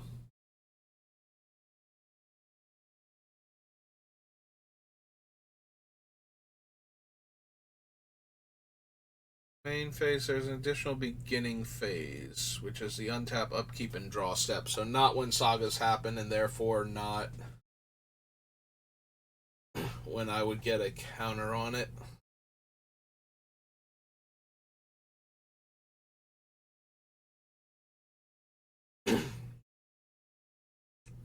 No. Return a land you control to owner's hand. Untap Trench Behemoth. It gains hexproof. Landfall. Target creature and opponent controls attacks during its controller's next combat step if able. Not really. Dies, draw a card. No.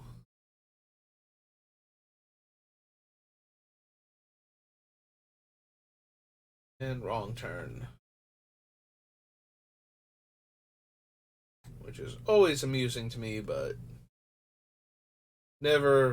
I've never built a deck yet that could actually run it.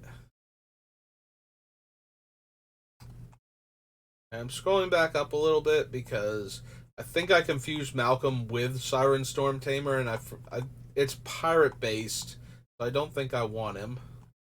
Oh, there was 2 pages. Okay, so yeah, I kind of glossed over him before. I don't think I want him, but I do forget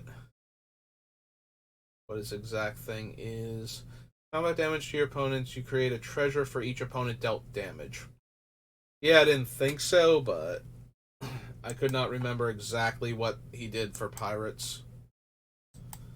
Alright, so that was Commander Legends, and then Battle for Baldur's Gate and Conflux. Although I think we're stopping after the Battle for Baldur's Gate. Starting to get closer to time to have to go into work, so I don't really want the sneak. Creature enters the battlefield and opponent's control causes a trigger ability to trigger. You may copy that ability and you may choose new targets for the copy. Up to 1 target attacking creature can't be blocked this turn. Return that creature to its owner's hand at the beginning of the next end step. No. Yeah, I don't think I need to draw 1d20 cards. Like, that seems so unnecessary with everything else this deck is doing. Cost 1 less. Becomes level 2. I get an artifact off the top, and level 3, I start copying my artifacts. Create 2 tokens that are copies of target non-creature permanent, except they're 3/3 dragon creatures, in addition to their other types, and they have flying.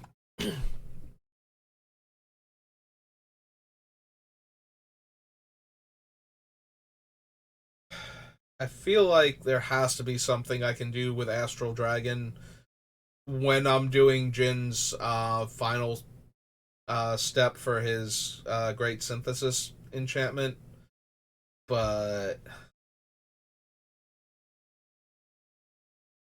in the meantime, I don't think it's that good, and it's actively kind of bad with him because of his bouncing non-Phyrexians, which they won't be because they can't copy. There's no tribal Phyrexian card that's not already a creature.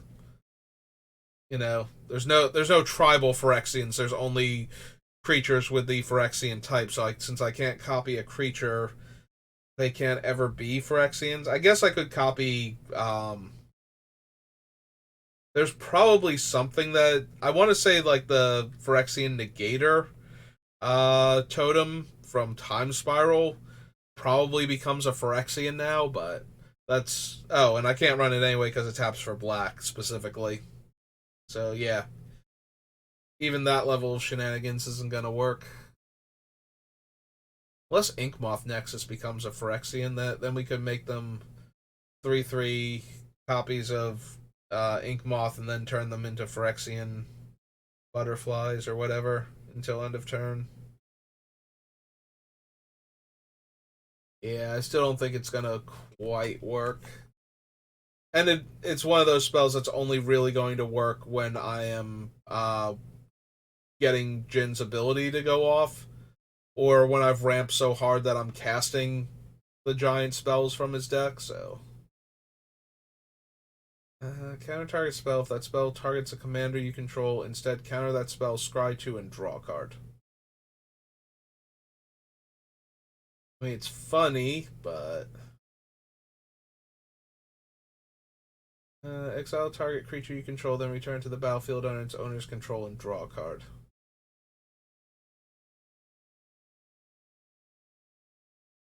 Is that like Arena? Okay, Alchemy Horizons Baldur's Gate. Huh. Is that really the first time? I mean, maybe there's other cards that do it for like the same casting cost with different names, but is Blur really the first time we've had a 3-mana cantrip that blinks a creature in blue?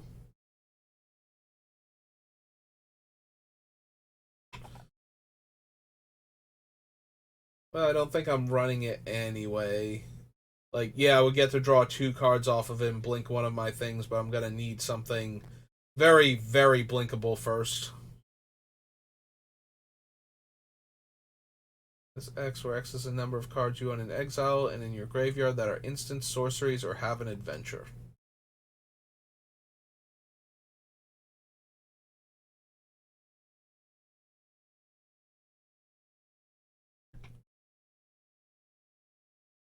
Alright, the Candlekeep Sage is slightly amusing because it does specify creatures, though, so I don't get the card draw when Jin comes back as the enchantment, but he would leave the battlefield and I would draw, and then the enchantment would come in, and then the enchantment leaves. I still don't get to draw for that, but then he comes back into Jin and I would get to draw there.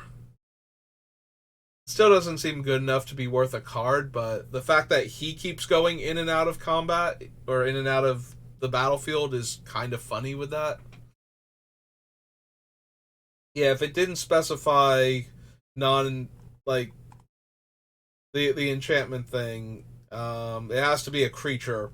So other legendary things that are somehow in your command zone, like the enchantment itself, because it's technically part of your commander. When you choose a background, it is technically a commander. Creatures have 2 sacrifice an artifact, put a 1/1 counter on him. No.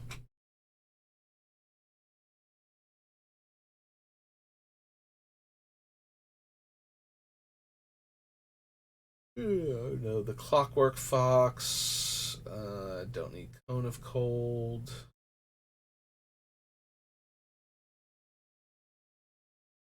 Dire Mimic. Splacer Kitten.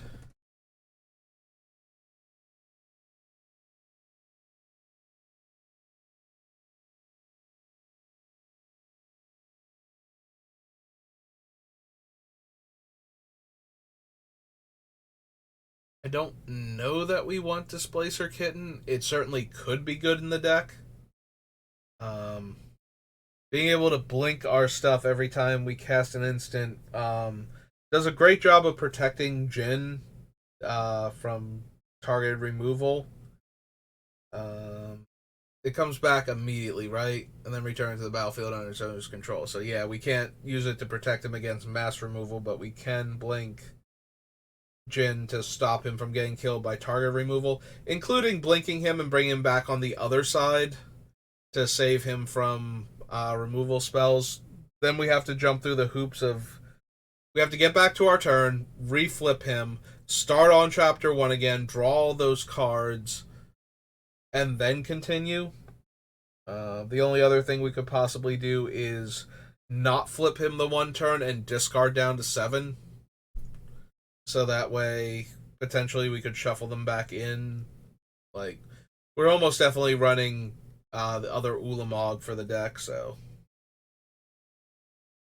And then we don't have to worry. Like, I'm just concerned about drawing too many cards that way, because we could only do that. As I noted with the other effects, we could do that like once or twice before we are at real, genuine risk of accidentally decking out while trying to do this thing that we're doing.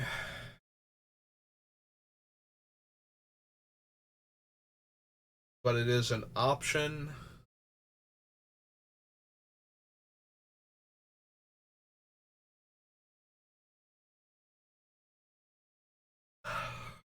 Hmm. I guess we can put it on the list. So Displacer Kitten.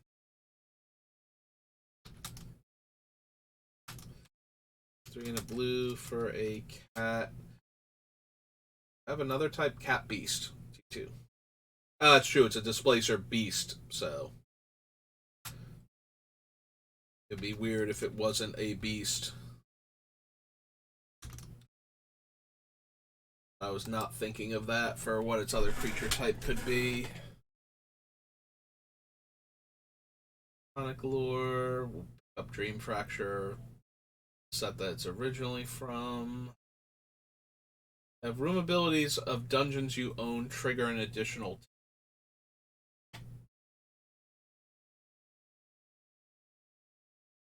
Yeah, I don't think so. We only have the Yuan-Ti, and I'm probably not running any of the other ones, so.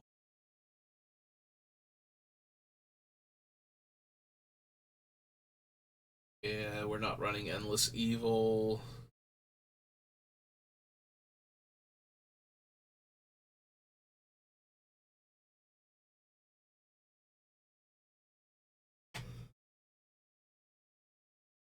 Cost one less for each time you've cast your commander from the command zone this game. I don't think I care about Font of Magic. Fractured Sanity. Praying Line. Cast instant or sorcery from your hand. You may cast up to one target card of the other type from your graveyard. If a spell cast this way from your graveyard will be put into the graveyard, exiled instead.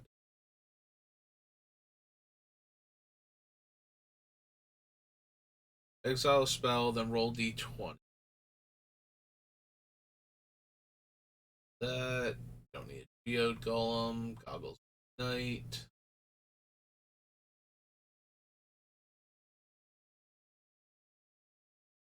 Can't be blocked. +2/+0 as long as you control a commander that's a creature or planeswalker.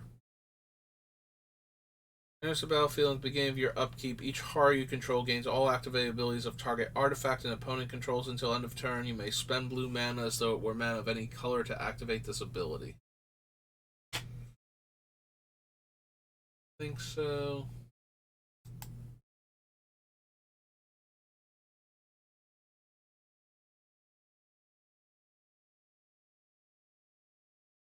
Harvester. Nah, that's not really helping. They'll all get bounced back to the hand anyway, so. If you have the initiative, draw a card. Draw another card if you've completed a dungeon.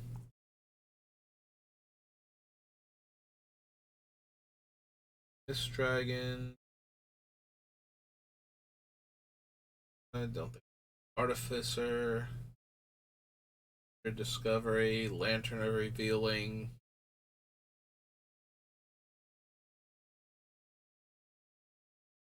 Lapis Talisman isn't doing much. Duodrone. The Merit. I forget how the mechanical, lawful, neutral outsiders, what they go by. Like what the actual correct pronunciation for their name is. Yeah, we're not making treasures though, so I don't need to know right now. Not making the deck. 2 cards until end of. And no. As a copy of a creature opponent controls, except it has other creatures with the same name as this creature are goaded. Yep.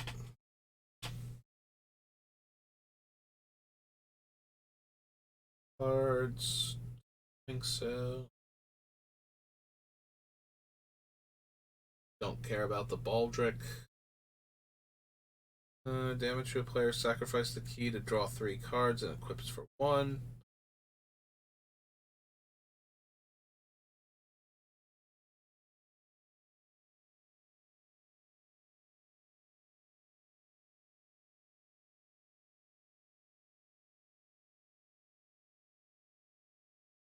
Purse. And this dragon. No.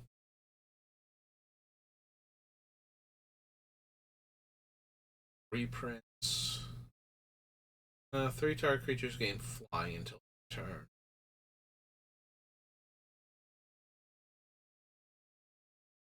Pseudo Dragon. Target non-creature spell for 3, and the rest of the buy is like a 7-drop or something. Something that I'm never realistically casting. Attacks or blocks, Scry 2. Still probably not casting it at 7 mana. Replicate, tap an untapped horror. Exile target instant or sorcery card from your graveyard and copy it. You may cast the copy without paying its mana cost. Exile Psionic Ritual.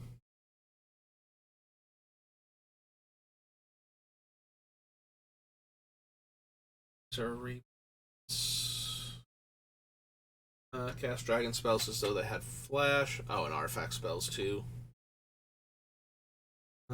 Cast a spell, they lose 1 life for each spell they've cast this turn is terrible for what we're doing.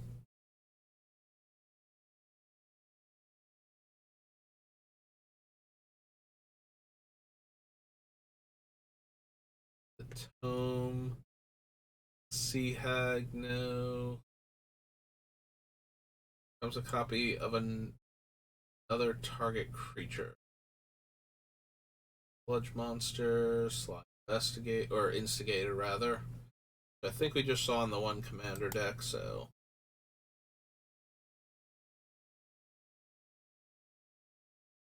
Alright, what else we got? Stone Speaker Crystal.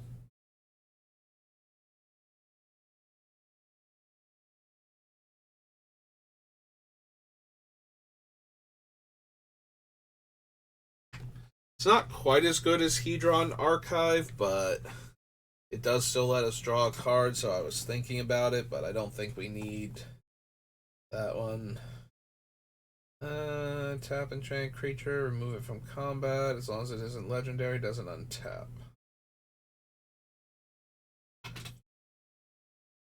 Attacks a player. Creature can't be blocked. No. Scroll through all these real quick. The Tomb of Horrors one is enters the battlefield, take the initiative, cast your second spell each turn, copy it if you've completed a dungeon. Copy that spell twice instead. Oh, copy it, and then if you've completed a dungeon, you copy it twice instead. You may choose new targets for the copy.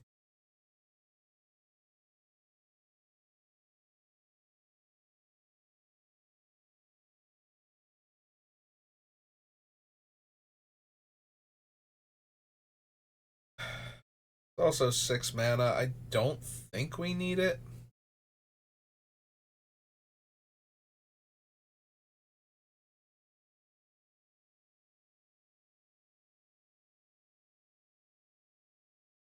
Solvent, Puzzle Box. Add colorless equal to Val's toughness. Can't be spent to cast spells from your hand. Alright, Mythic Volo is enters the battlefield, create his journal. When you cast a creature spell, note one of its creature types that hasn't been noted with this artifact. 2 tap, draw a card for each creature type noted for target permanent you control named Volo's Journal. So, notably, Volo, if he's getting bounced, he can still target any card named Volo's Journal, not just the one he made. So as long as the journal itself doesn't get interacted with, we can keep drawing cards that way if we want to.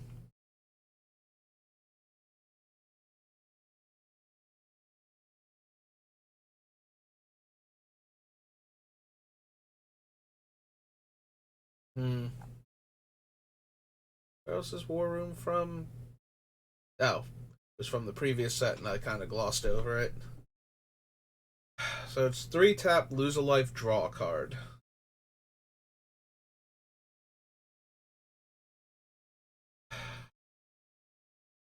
Probably not, but it's a little bit tempting as a land. Kind of like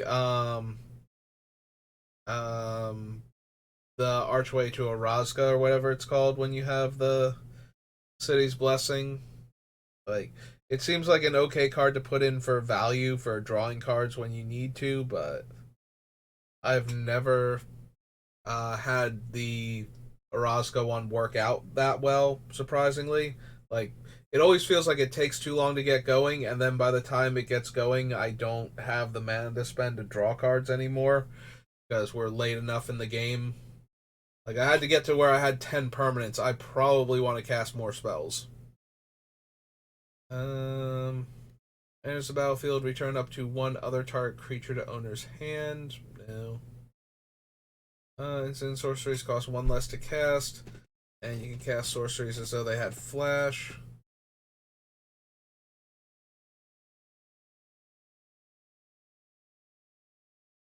Okay. Whenever a player mills one or more cards, you may create a 1/1 black horror token. Target player mills 3 cards. Can have a background. No. Alright. Well, we made it through Commander Legends, and I think that's all I have time for today. So, thanks for watching. I hope you're interested in seeing the rest of the build for Jin-Gitaxias. Um, I think he's going to be a very powerful commander, but he's going to be a very grindy, controlling commander that takes advantage of all of his abilities to just keep generating card advantage and trying to control the game until you finally get to what is functionally an ultimate that just upticks for a couple turns, where you get to play all of the spells that you have in your hand for free after getting to draw at least 7 and bouncing all of your creatures. So I have a tremendous amount of faith in Jin to be a very powerful deck, so we'll have to see what cards we can find for him. But yeah, it's going to do it for me for right now, so thanks for watching, and I will see you next time. Have a good rest of your day.